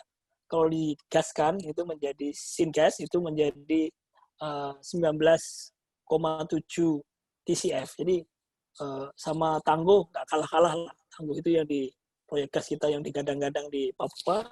Kalau di dekat Palembang itu kita bisa dapat hampir 20 TCF. Jadi tapi resource ya teman-teman, harus jadi resource. Kalau mau jadiin listrik itu 7,5 ribu megawatt. Jadi gede banget untuk ngelistrikin siapa di situ. Jadi ini potensi di resources di daerah Palembang yang kita sudah lakukan. Kemudian kenapa batu bara dengan tergaskan dengan underground lebih murah dibandingkan batu bara yang surface gasifikasi? Teman-teman bisa lihat ini, kalau grafik ini. Bahwa di grafik ini, di gambar ini teman-teman bisa lihat di sebelah kanan itu ada tanda cek hijau, di sebelah kiri ada silang-silang merah. Jadi kalau bikin surface gasifier di KPC atau di PTBA yang dilakukan di permukaan, jadi semua fasilitas itu ada. Nah, kalau pakai underground gasification, hanya yang hijau yang sebelah kanan itu aja. Jadi hanya unit untuk pembersih sebelum syngasnya itu diproduksi. Nah, sehingga capex-nya dia lebih rendah 40%. Itu kira-kira. Apalagi kalau pakai teknologi bangsa sendiri nih, pakai Tekmira, karena beberapa kali kita 26 aku kayaknya juga diundang oleh Kanada yang punya paten untuk UCG untuk webinar juga. Jadi artinya makin kita nggak bisa mengembangkan teknologi sendiri, makin mahal itu ujung-ujungnya kan, di end product-nya, di wellhead-nya. Berapa itu kalau kita bikin pakai teknologi nggak Tekmira? Nah, ini dia. Kalau pakai teknologi yang sudah ada, contohnya ini yang sudah melakukan kajian nih teman-teman Kideko sama Banpu ya ini ya, bahwa di wellhead itu sekitar $4 per MMBTU. Di wellhead. Jadi artinya kalau mau dibawa ke Jawa, ini harus dijadikan LNG, jadi mahal kan. Jadi biaya LNG aja hampir bisa menaikkan $4. Jadi sampai di Jawa sekitar $8. Jadi artinya apa? Batu bara yang low CV dari UCG ini harusnya dimanfaatkan di situ. Dibikin jadi metanol, dibikin jadi pupuk. Karena apa? Karena kalau mau jadi pupuk pun, itu LNG-nya harus dibikin syngas dulu, baru dijadiin metanol dan menjadi pupuk. Nah, kalau ini langsung batu bara jadi syngas, nggak perlu disyngaskan lagi, habis itu di metanol, jadi pupuk. Jadi artinya apa? Kalau kita bikin industri yang terintegrasi di tambang akan lebih murah lah. Ya. Kemudian ini adalah apa yang dilakukan, ini aku dapat dari Kementerian Pak Luhut kemarin, bahwa kalau ini adalah surface gasifier. Tadi underground, ini surface untuk bikin DME sama untuk bikin metanol. Nah, ternyata di sini teman-teman bisa lihat bahwa prosesnya, jadi gasifiernya yang gede itu biru, kemudian dibikin syngas ya. Tadi sebelum ngomong kan, saya lupa ada gambarnya, ada syngas. Habis di syngas itu dibikin di clean up jadi H2 jadi CO plus CO2, kemudian disintesis jadi metanol, dari metanol baru DME. Nah, untuk yang harganya lebih bagus tuh dibandingkan untuk DME. Nah, DME ini untuk LPG.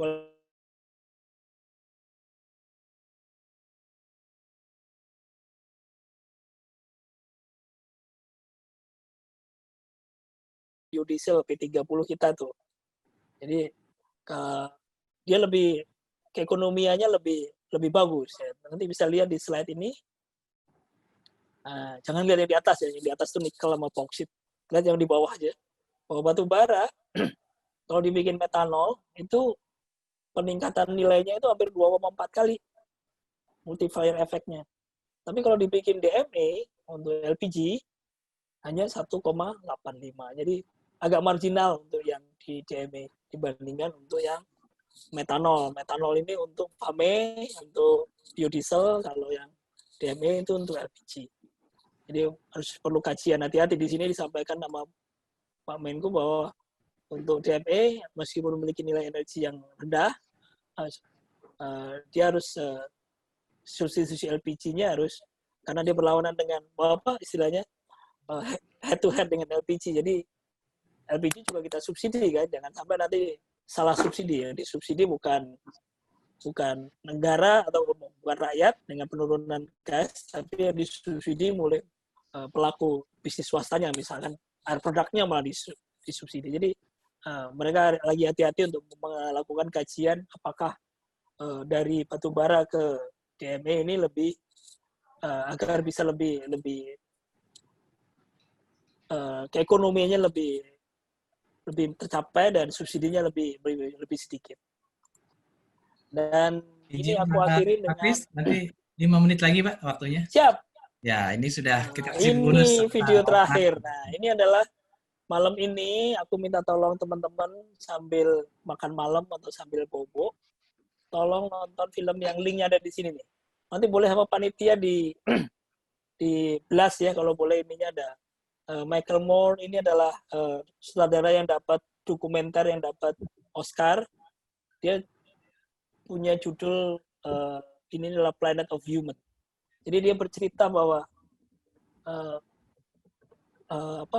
energi green energy dan batu bara itu jangan dipertentangkan gitu. Mereka saling melengkapi.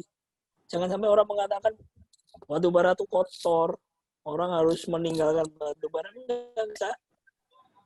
Kita akan ke sana tapi karena kita memang concern dengan emisi karbon,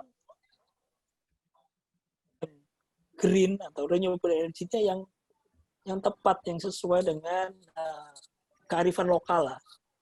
Jadi kalau di Indonesia paling cocok ya geothermal, kemudian listrik tenaga air. Mungkin di beberapa daerah itu harus istilahnya solar cell. Cuma solar cell kan mahal masih, karena kita nggak bisa bikin silika panelnya yang lebih murah dibandingkan India. Jadi ini tak puterin sedikit sebagai penutup, tak puterin sedikit. Oh, kok nggak bisa jalan ya? Ini videonya nggak bisa jalan, Mas. Jadi aku coba buka. Jadi ini adalah video singkat untuk memperlihatkan. Coba aku buka di. Ini aku share screen ya, Pak Toto. Ya, silakan.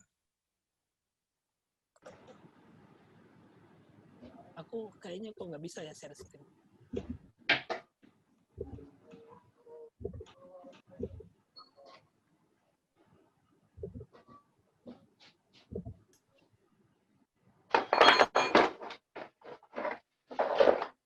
Maaf, waktunya juga udah habis ini, aku nggak bisa share screen. Why? Aduh, share screen. Ini aku cari ya. Pak Kris, coba saya buka dari YouTube mungkin ya. Teaser trailernya yang 30 detik bukan ya Pak? Oh, enggak Om. Jadi ini adalah sebentar Om. Oh, Oke. Dia kalau dibuka dari YouTube itu filmnya lama banget. Jadi sekitar 2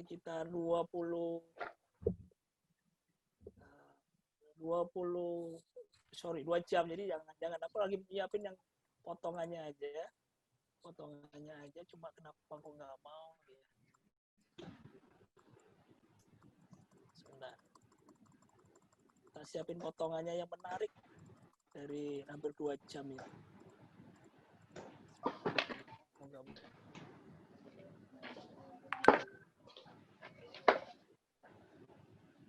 Play-nya di close dulu. Ada yang ngajarin. Play-nya di close dulu. Kayaknya nyerah aku. Jadi mungkin itulah kira-kira. Jadi ini buat teman teman-teman bisa ngelihat di YouTube ini, mau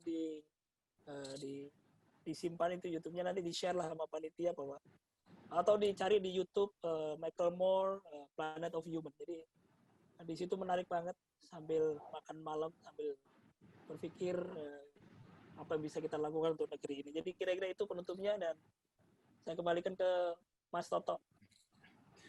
Baik, terima kasih Pak Kris atas paparannya yang sangat luar biasa ya. Tadi sengaja memang saya tidak cut karena penjelasannya sangat berisi ya, jadi nggak apa-apa kita sampai 5:30. Nah, kita masih punya waktu 30 menit untuk Q&A.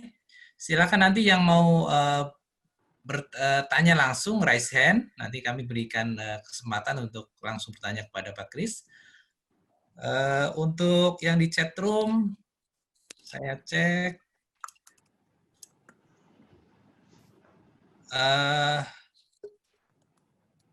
Belum ada, ya ini dari Pak Adrian Jusran ya. Ini hanya berpendapat saja, sekedar food and tahu. Yang pertama, teknologi blast furnace untuk memanfaatkan high volatile coking coal karena reserve coking coal Indonesia adalah high volatile. Kedua, future coal adalah pengolahan batu bara menjadi grapen ya. Grapene tulisannya. Karena renewable energy sangat tergantung kepada efisiensi teknologi baterai. Sehingga tambang batu bara akan transformasi menjadi pabrik baterai grapen. Hope the technology will coming soon. Mungkin Pak Kris mau menanggapi apa nih pemikiran dari Pak Adrian Jusran? Ya, makasih banyak Om Adrian. Tadi udah beliau menyampaikan WA ke saya, aku mau nanya ini. Jadi dia memang bilang bahwa Indonesia udah punya batu bara coking coal gitu kan, tapi masih high volatile. Jadi memang Om Adrian ini mancing bener ya. Om Adrian jago banget tentang coking. Jadi untuk bikin kokas teman-teman itu paling nggak dibutuhkan 7 minimum 7 blending batu bara lah. Batu bara yang mulai dari yang hard cooking, premium, semi soft, dia campur. Dan Indonesia masih belum punya pabrik kokas ini. Pernah satu perusahaan bikin di tahun 2010 lah di Cilegon sana, akhirnya tutup juga. Karena mungkin yang apa ya, bayanganku adalah nggak ada pembeli, atau kalau kemarin bukan nggak ada pembeli, kosnya terlalu mahal karena dia batu baranya dia beli dari Asmin Kualindo Tuhub yang sekarang udah tutup tuh. Jadi batu bara dari utara Kalimantan dia bawa ke Cilegon, kemudian dia bikin kokas di situ. Padahal ingat teman-teman, untuk bikin kokas dari 1 ton coking coal itu yang bisa dibikin kokas cuma 600 kilo. Jadi 400 kilo itu waste. Yang sebenarnya bisa dipakai untuk pembangkit listrik, karena dia untuk pembakaran dan lain sebagainya kan, apunya. Jadi waktu itu dia habis untuk beli, keekonomiannya habis untuk beli batu bara kokas yang mahal, kemudian pembelinya nggak ada, akhirnya tutup. Nah, ini tantangan buat kita ini, bagaimana caranya karena kokas ini apa ya, akan dibeli oleh blast furnace sama steel making, pabrik steel making. Jadi dia punya adonan sendiri. Jadi biasanya kalau di Cina, di Jepang, pabrik besi baja, dia bikin coke making sendiri, jadi dia bikin kokas sendiri. Dia beli coking coal dari beberapa negara, dia campur, dia blending, kemudian dia bikin kokas untuk pabrik untuk bikin besi baja lah. Tantangannya adalah mau nggak sekarang pabrik besi baja yang ada di Jepang atau yang ada di Cina itu dibawa ke pedalaman Kalimantan Tengah atau mungkin di pesisir Jawa, di mana bisa produknya dari 600-400 kilonya itu bisa bikin pembangkit listrik, dan kokasnya bisa dibeli oleh mereka. Karena harus ada satu rangkaian kayak sekarang ini kan, apa yang dilakukan pemerintah, menurut aku pemerintahan Jokowi bagus banget. Nikel dengan di tengah banyak kontroversinya, nikel pig iron-nya dibikin di Indonesia, walaupun nickel pig iron itu Pak Adrian, jangan buru, jangankan ngomongin blast furnace baja, nickel pig iron, makanya aku harganya $385 per ton, itu dia beli dari Cina. Jadi pabrik smelternya NPI-nya di Indonesia, dia beli kokasnya dari Cina. Jadi itu yang masuk dengan kategori tadi mungkin ya, barang apa? Barang pendukung lah, kita impor. Kemudian baru kita jual NPI-nya, nickel pig iron. Jadi ini menarik kok. Jadi artinya memang harus kita bikin. Aku setuju banget dengan Om Adrian. Untuk menjawab graphite, aku benar-benar nggak paham ya. Batu bara bisa dibikin untuk graphite ya. Untuk bikin baterai, aku nggak paham. Mungkin ada teman-teman yang bisa bantu aku untuk jawab yang ini. Karena yang aku tahu hanya blast furnace, kalau dia bikin graphite, I don't know. Mungkin itu Om Toto. Oke, siap Pak Kris. Next.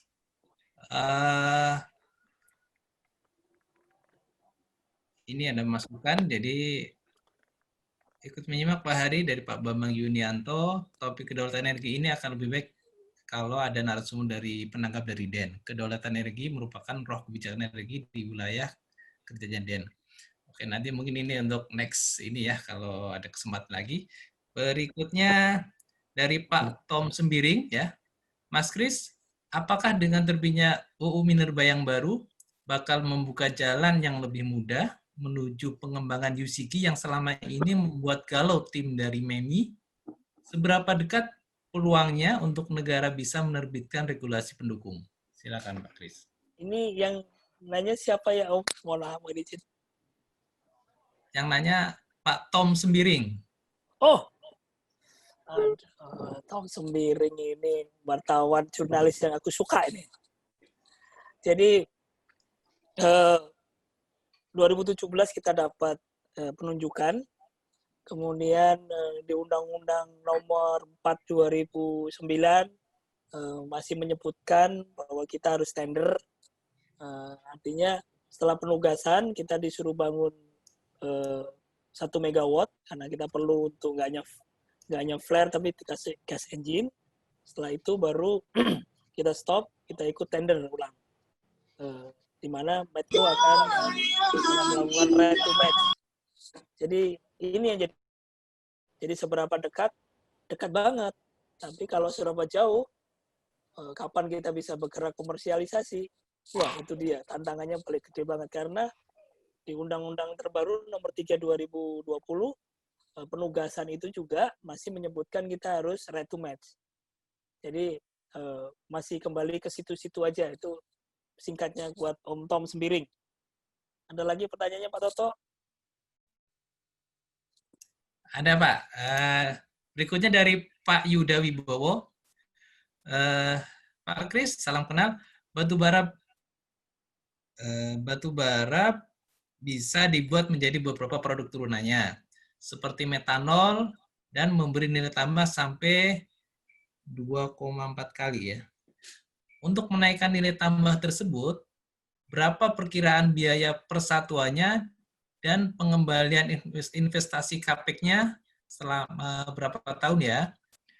Gambaran besaran investasi CAPEX untuk menjadi metanol ini berapa saat ini? Terima kasih.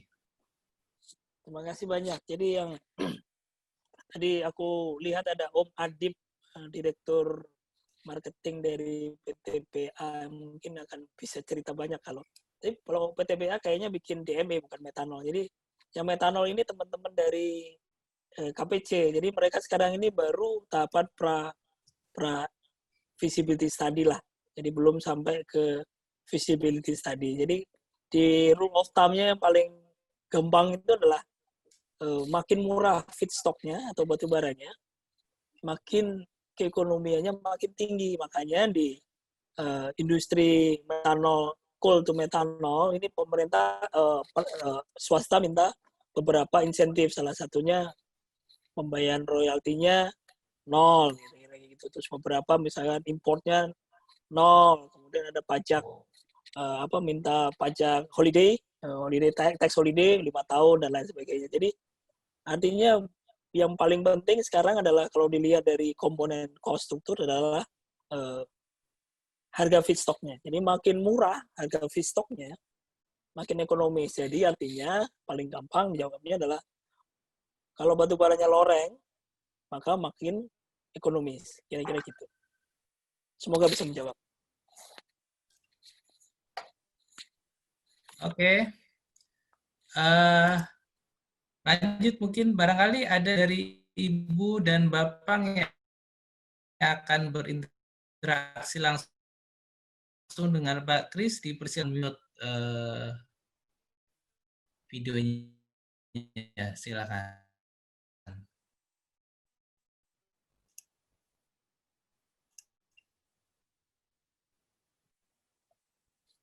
Silakan. Belum ada? Kalau belum ada, kita lanjut bacakan pertanyaannya, Pak Kris. Selanjutnya dari Pak Beni Huta Barat. Terkait dengan bara menjadi metanol,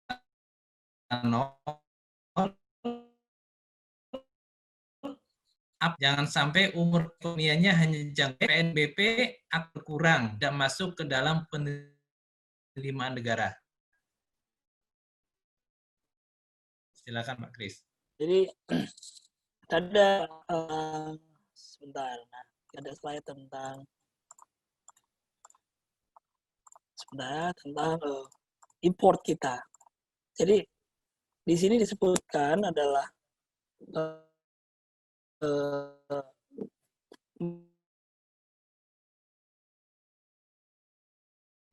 jadi artinya apa? Bahwa apabila secara keekonomian atau makro ini kita hilangkan yang di plastik sama ini nggak menjadi barang impor, kalau kita ngomongin metanol, dan ada di dalam negeri kita harga yang tadi ya, harga metanol, produk metanol akan lebih, sebentar itu tadi itu satu, kemudian biar tahu tentang harga, karena banyak pertanyaan tentang harga ini. Kita ada masuk ke slide lampiran.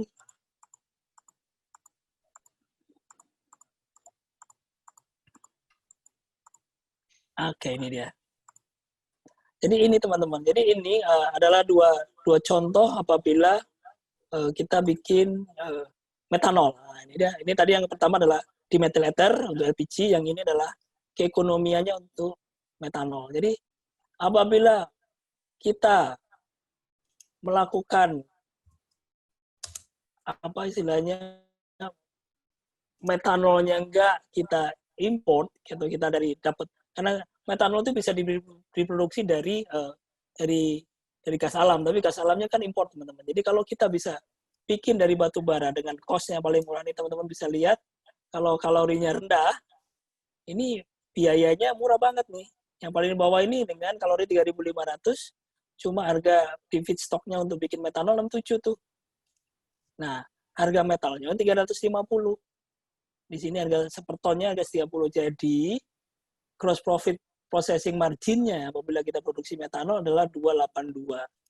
Jadi artinya metanol ini sangat menguntungkan kalau dibikin dari batu bara. Bukan beli dari gas alam yang notabene juga pasti harganya akan berfluktuasi. Sekarang masih murah kan? Karena harga minyak murah, harga gas alam masih murah. Tapi ketika harganya tinggi, ya nggak mampu tuh nanti industri kimia dasar untuk beli metanol. Kira-kira itu, Om. Baik. Selanjutnya, ini dari Pak Arif Tiamar, tidak bertanya tapi menambahkan tadi terkait grafen ya. Jadi beliau menyampaikan untuk grafen dan grafit akan saya bahas pada sesi baterai berbasis nikel, termasuk proses pembuatannya. Jadi nanti untuk tadi Bapak yang bertanya dan peserta akan ada sesi webinar berikutnya terkait ini ya teknologi baterai. Jadi nantikan di kesempatan berikutnya. Berikutnya dari Pak Doni Simorangkir ya. Thanks sharingnya Pak Kris. Concernnya para metalurgis ke batubara adalah hal yang patut diapresiasi, tidak hanya ke biji. Khususnya juga concern ke upaya konservasi dan energi. Paradigma baru pertambangan mestinya ke arah peningkatan nilai tambah, di mana peran dan kontribusi para ahli metalurgi sangat penting untuk mengubah dominasi peran sebagai komoditas selama ini. Era peningkatan nilai tambah atau hilirisasi eranya metalurgi, sehingga kendala-kendala penugasan penguasaan atau proven teknologi bisa diselesaikan sampai layak secara ekonomi atau bisnis. Ada tanggapan Pak Kris? Ya, jempol banget. Memang itu yang harus ada di kita. Dan aku kemarin bangga banget sama teman-teman Tekmira karena kita Indonesia udah bisa flare, tapi belum masuk ke gas engine ya. Dia belum masuk gas engine jadi listrik. Dia baru flare, sama dengan apa yang dilakukan di Australia, di beberapa teknologi di Australia. Jadi link energy itu yang udah advance, dia malah bisa produksi after dari syngas. Nah, Tekmira ini sudah bisa nih bikin flare dari batubara kita. Tinggal nanti di tapping menjadi gas engine, mau di tapping menjadi metanol, mau di metanasi jadi metanol. Jadi kalau saya sampaikan tadi, di industri hilirnya itu udah jadi.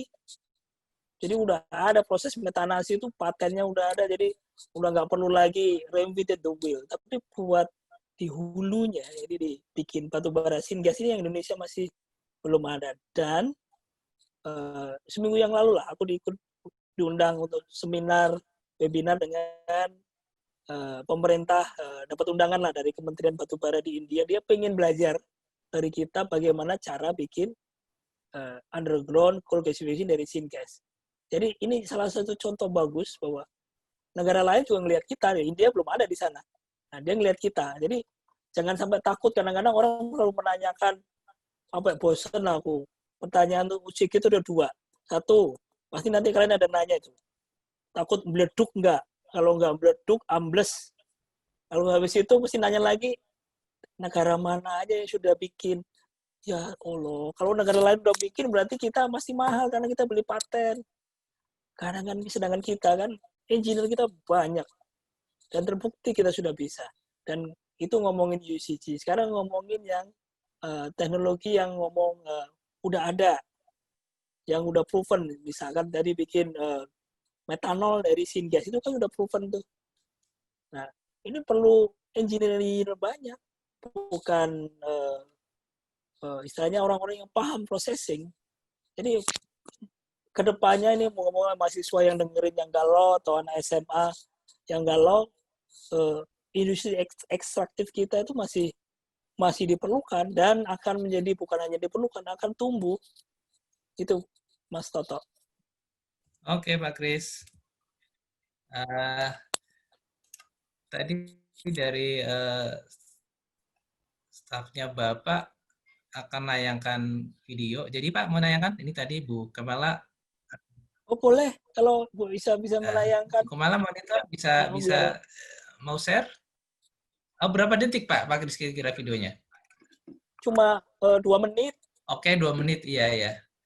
Ya silakan Bu Kamala kalau bisa di-share. Mohon maaf, namanya siapa Pak? Biar saya jadikan host, biar bisa share. Bu Kamala Paramita. Oke, baik. Ya. Izin untuk share screen. Bu Kamala, silakan. Sudah bisa ya? Sebentar ya. Ya. Oke, sebentar.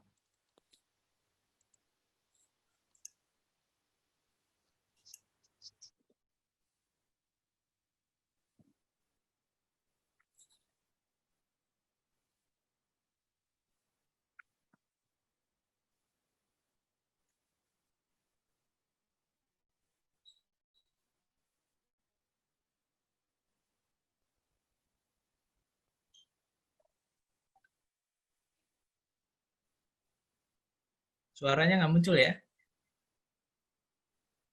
Nggak muncul ya? Iya, Bu.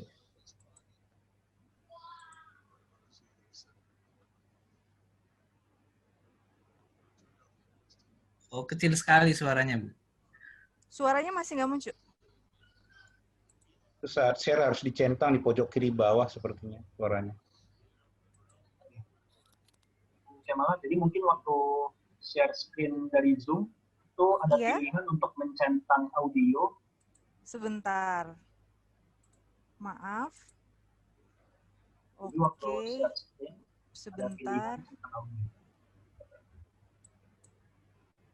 Saya masukin kemana ya? Sebentar. Audionya coba saya ulang. Apakah sudah bisa?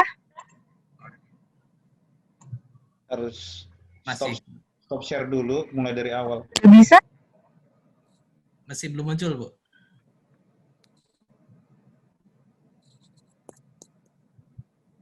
Atau mungkin nggak apa-apa dinarasikan Pak Kris saja mungkin, Pak. Iya, ini sebenarnya tadi terima kasih Pak Ya, Ika, ini ada teksnya di ada bawah. Ini nih ada si Jeff Bridges ini adalah produsernya si Michael Moore ya, datang ke pabrik. Buat pabrik ini ada pameran di mana orang pakai hidrogen untuk fuel cell, untuk fuelnya dia, untuk mesin, untuk fuel untuk mobil. Kemudian ditanya sama si Jeff Bridges, Michael Moore itu hidrogennya dari mana? Oh, hidrogen itu didapat dari fosil. Langsung aja gitu. Jadi selama ini kalian ngomong green itu ujung-ujungnya adalah dari fosil juga, dari gas, dari petrochemical product untuk bikin hidrogen. Dan yang lucunya lagi, tapi emang Michael Moore kan kayak gitu. Kalau teman-teman pernah nonton beberapa kali dokumentasinya dia bandingin dengan itu tuh gajah itu. Bikin hidrogen bisa dari gajah. Jadi gajah, jadi berapa banyak gajah yang bisa dibikin, yang harus dipiara untuk bikin hidrogen. Itu green kan? Jadi itu kira-kira Michael Moore sama Jeff Bridges. Jeff Bridges ini dulu ada aktivis enviro. Sekarang dia melihat, contohnya adalah siapa tadi, fuel cell. Kedua dia juga mengkritisi apa yang dilakukan Al Gore. Jadi teman-teman lihat aja, kemudian silakan berkomentar. Kalau ada pertanyaan, monggo Om Toto. Ya, terima kasih. Silakan, kita masih ada waktu sekitar 8 menit. Barangkali ada yang mau menyampaikan secara langsung, berinteraksi. Sudah di sini ke para senior, ada Pak Bambang Setiawan, terus tadi ada Pak Jeffrey juga, barangkali akan memberikan masukan, feedback, atau hal yang lain. Dipersilakan Bapak.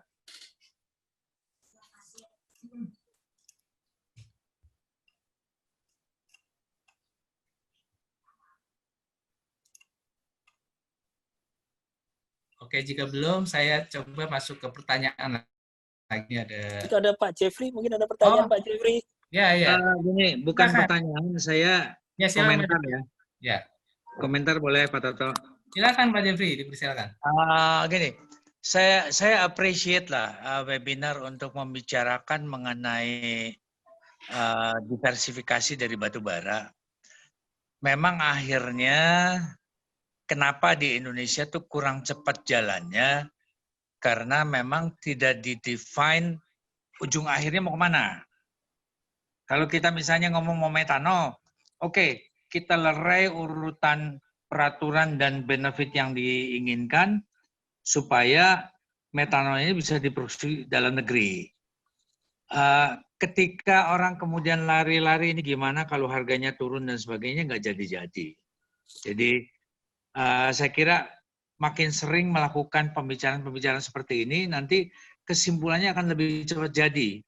Saya kira beberapa tahun terakhirnya agak berhenti ya pembicaraan mengenai diversifikasi batubara ini.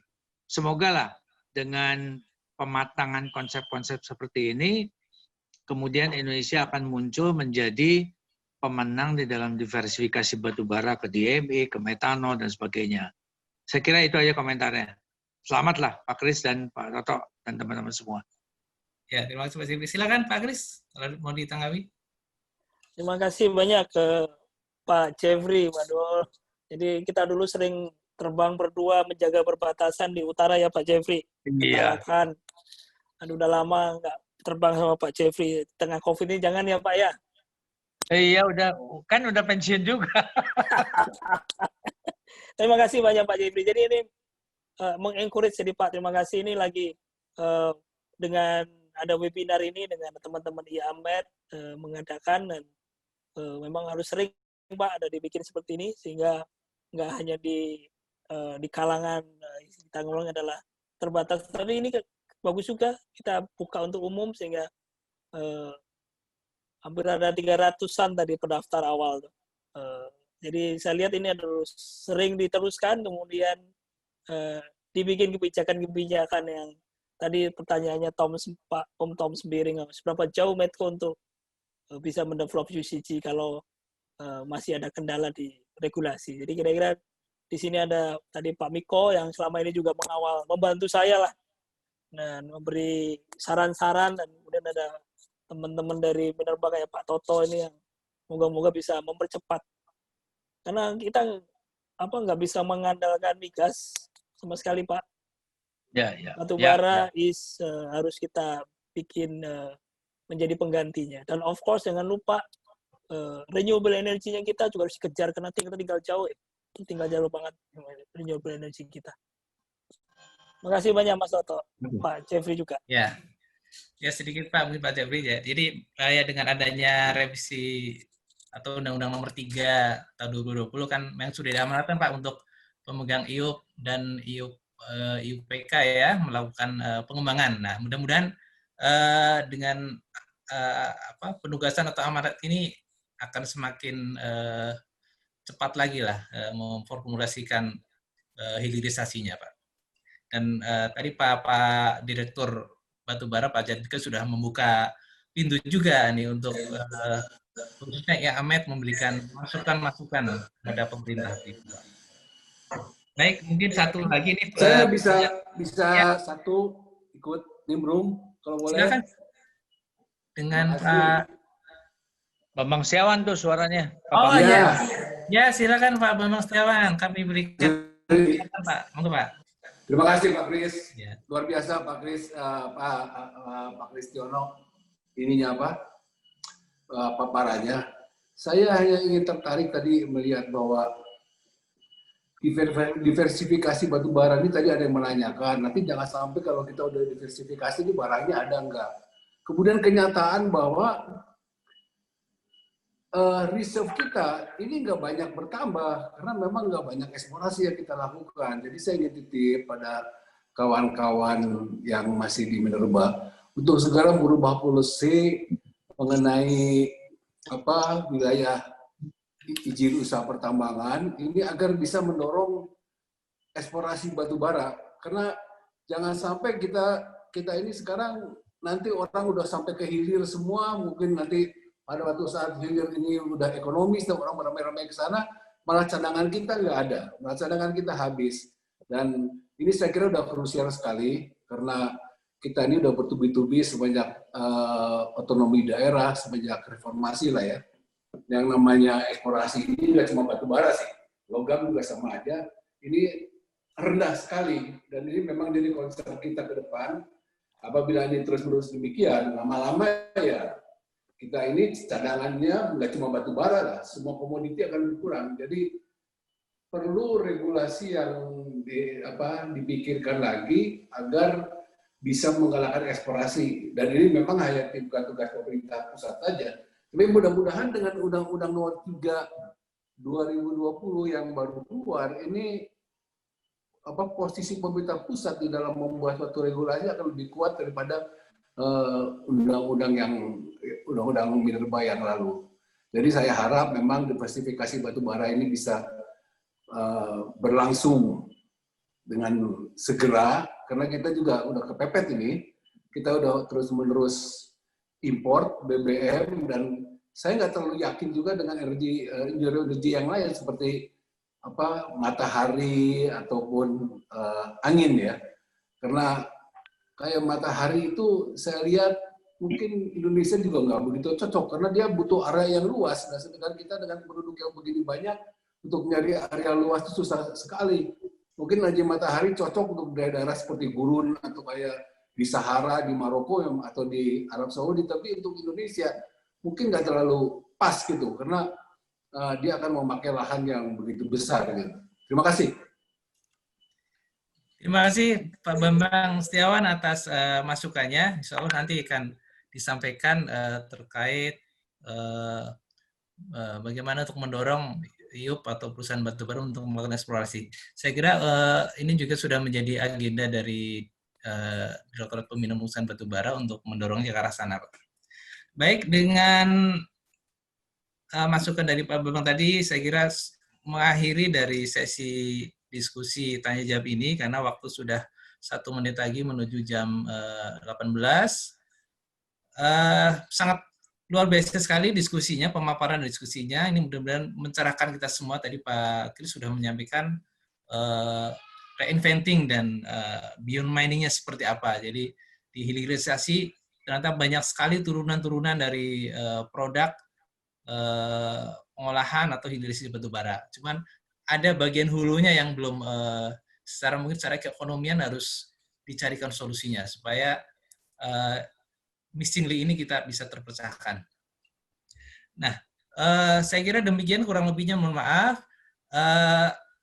Rekaman atau hasil dari Zoom webinar ini bisa disimak juga di channel YouTube IA-Med ITB TV ya. Silakan nanti dicek ke sana. Jangan lupa like, subscribe, dan share ya supaya manfaatnya lebih luas lagi. Nantikan webinar-webinar IA-Med ITB pada kesempatan berikutnya. Tentunya tadi Pak Arif Yamar sudah menyampaikan akan ada tema tentang nikel dan baterai, itu sangat menarik juga. Nantikan pada kesempatan berikutnya. Saya selaku moderator, mohon maaf kalau ada kekurangan. Saya kembalikan ke MC Pak Bowman atau nanti Mas Fikri ya.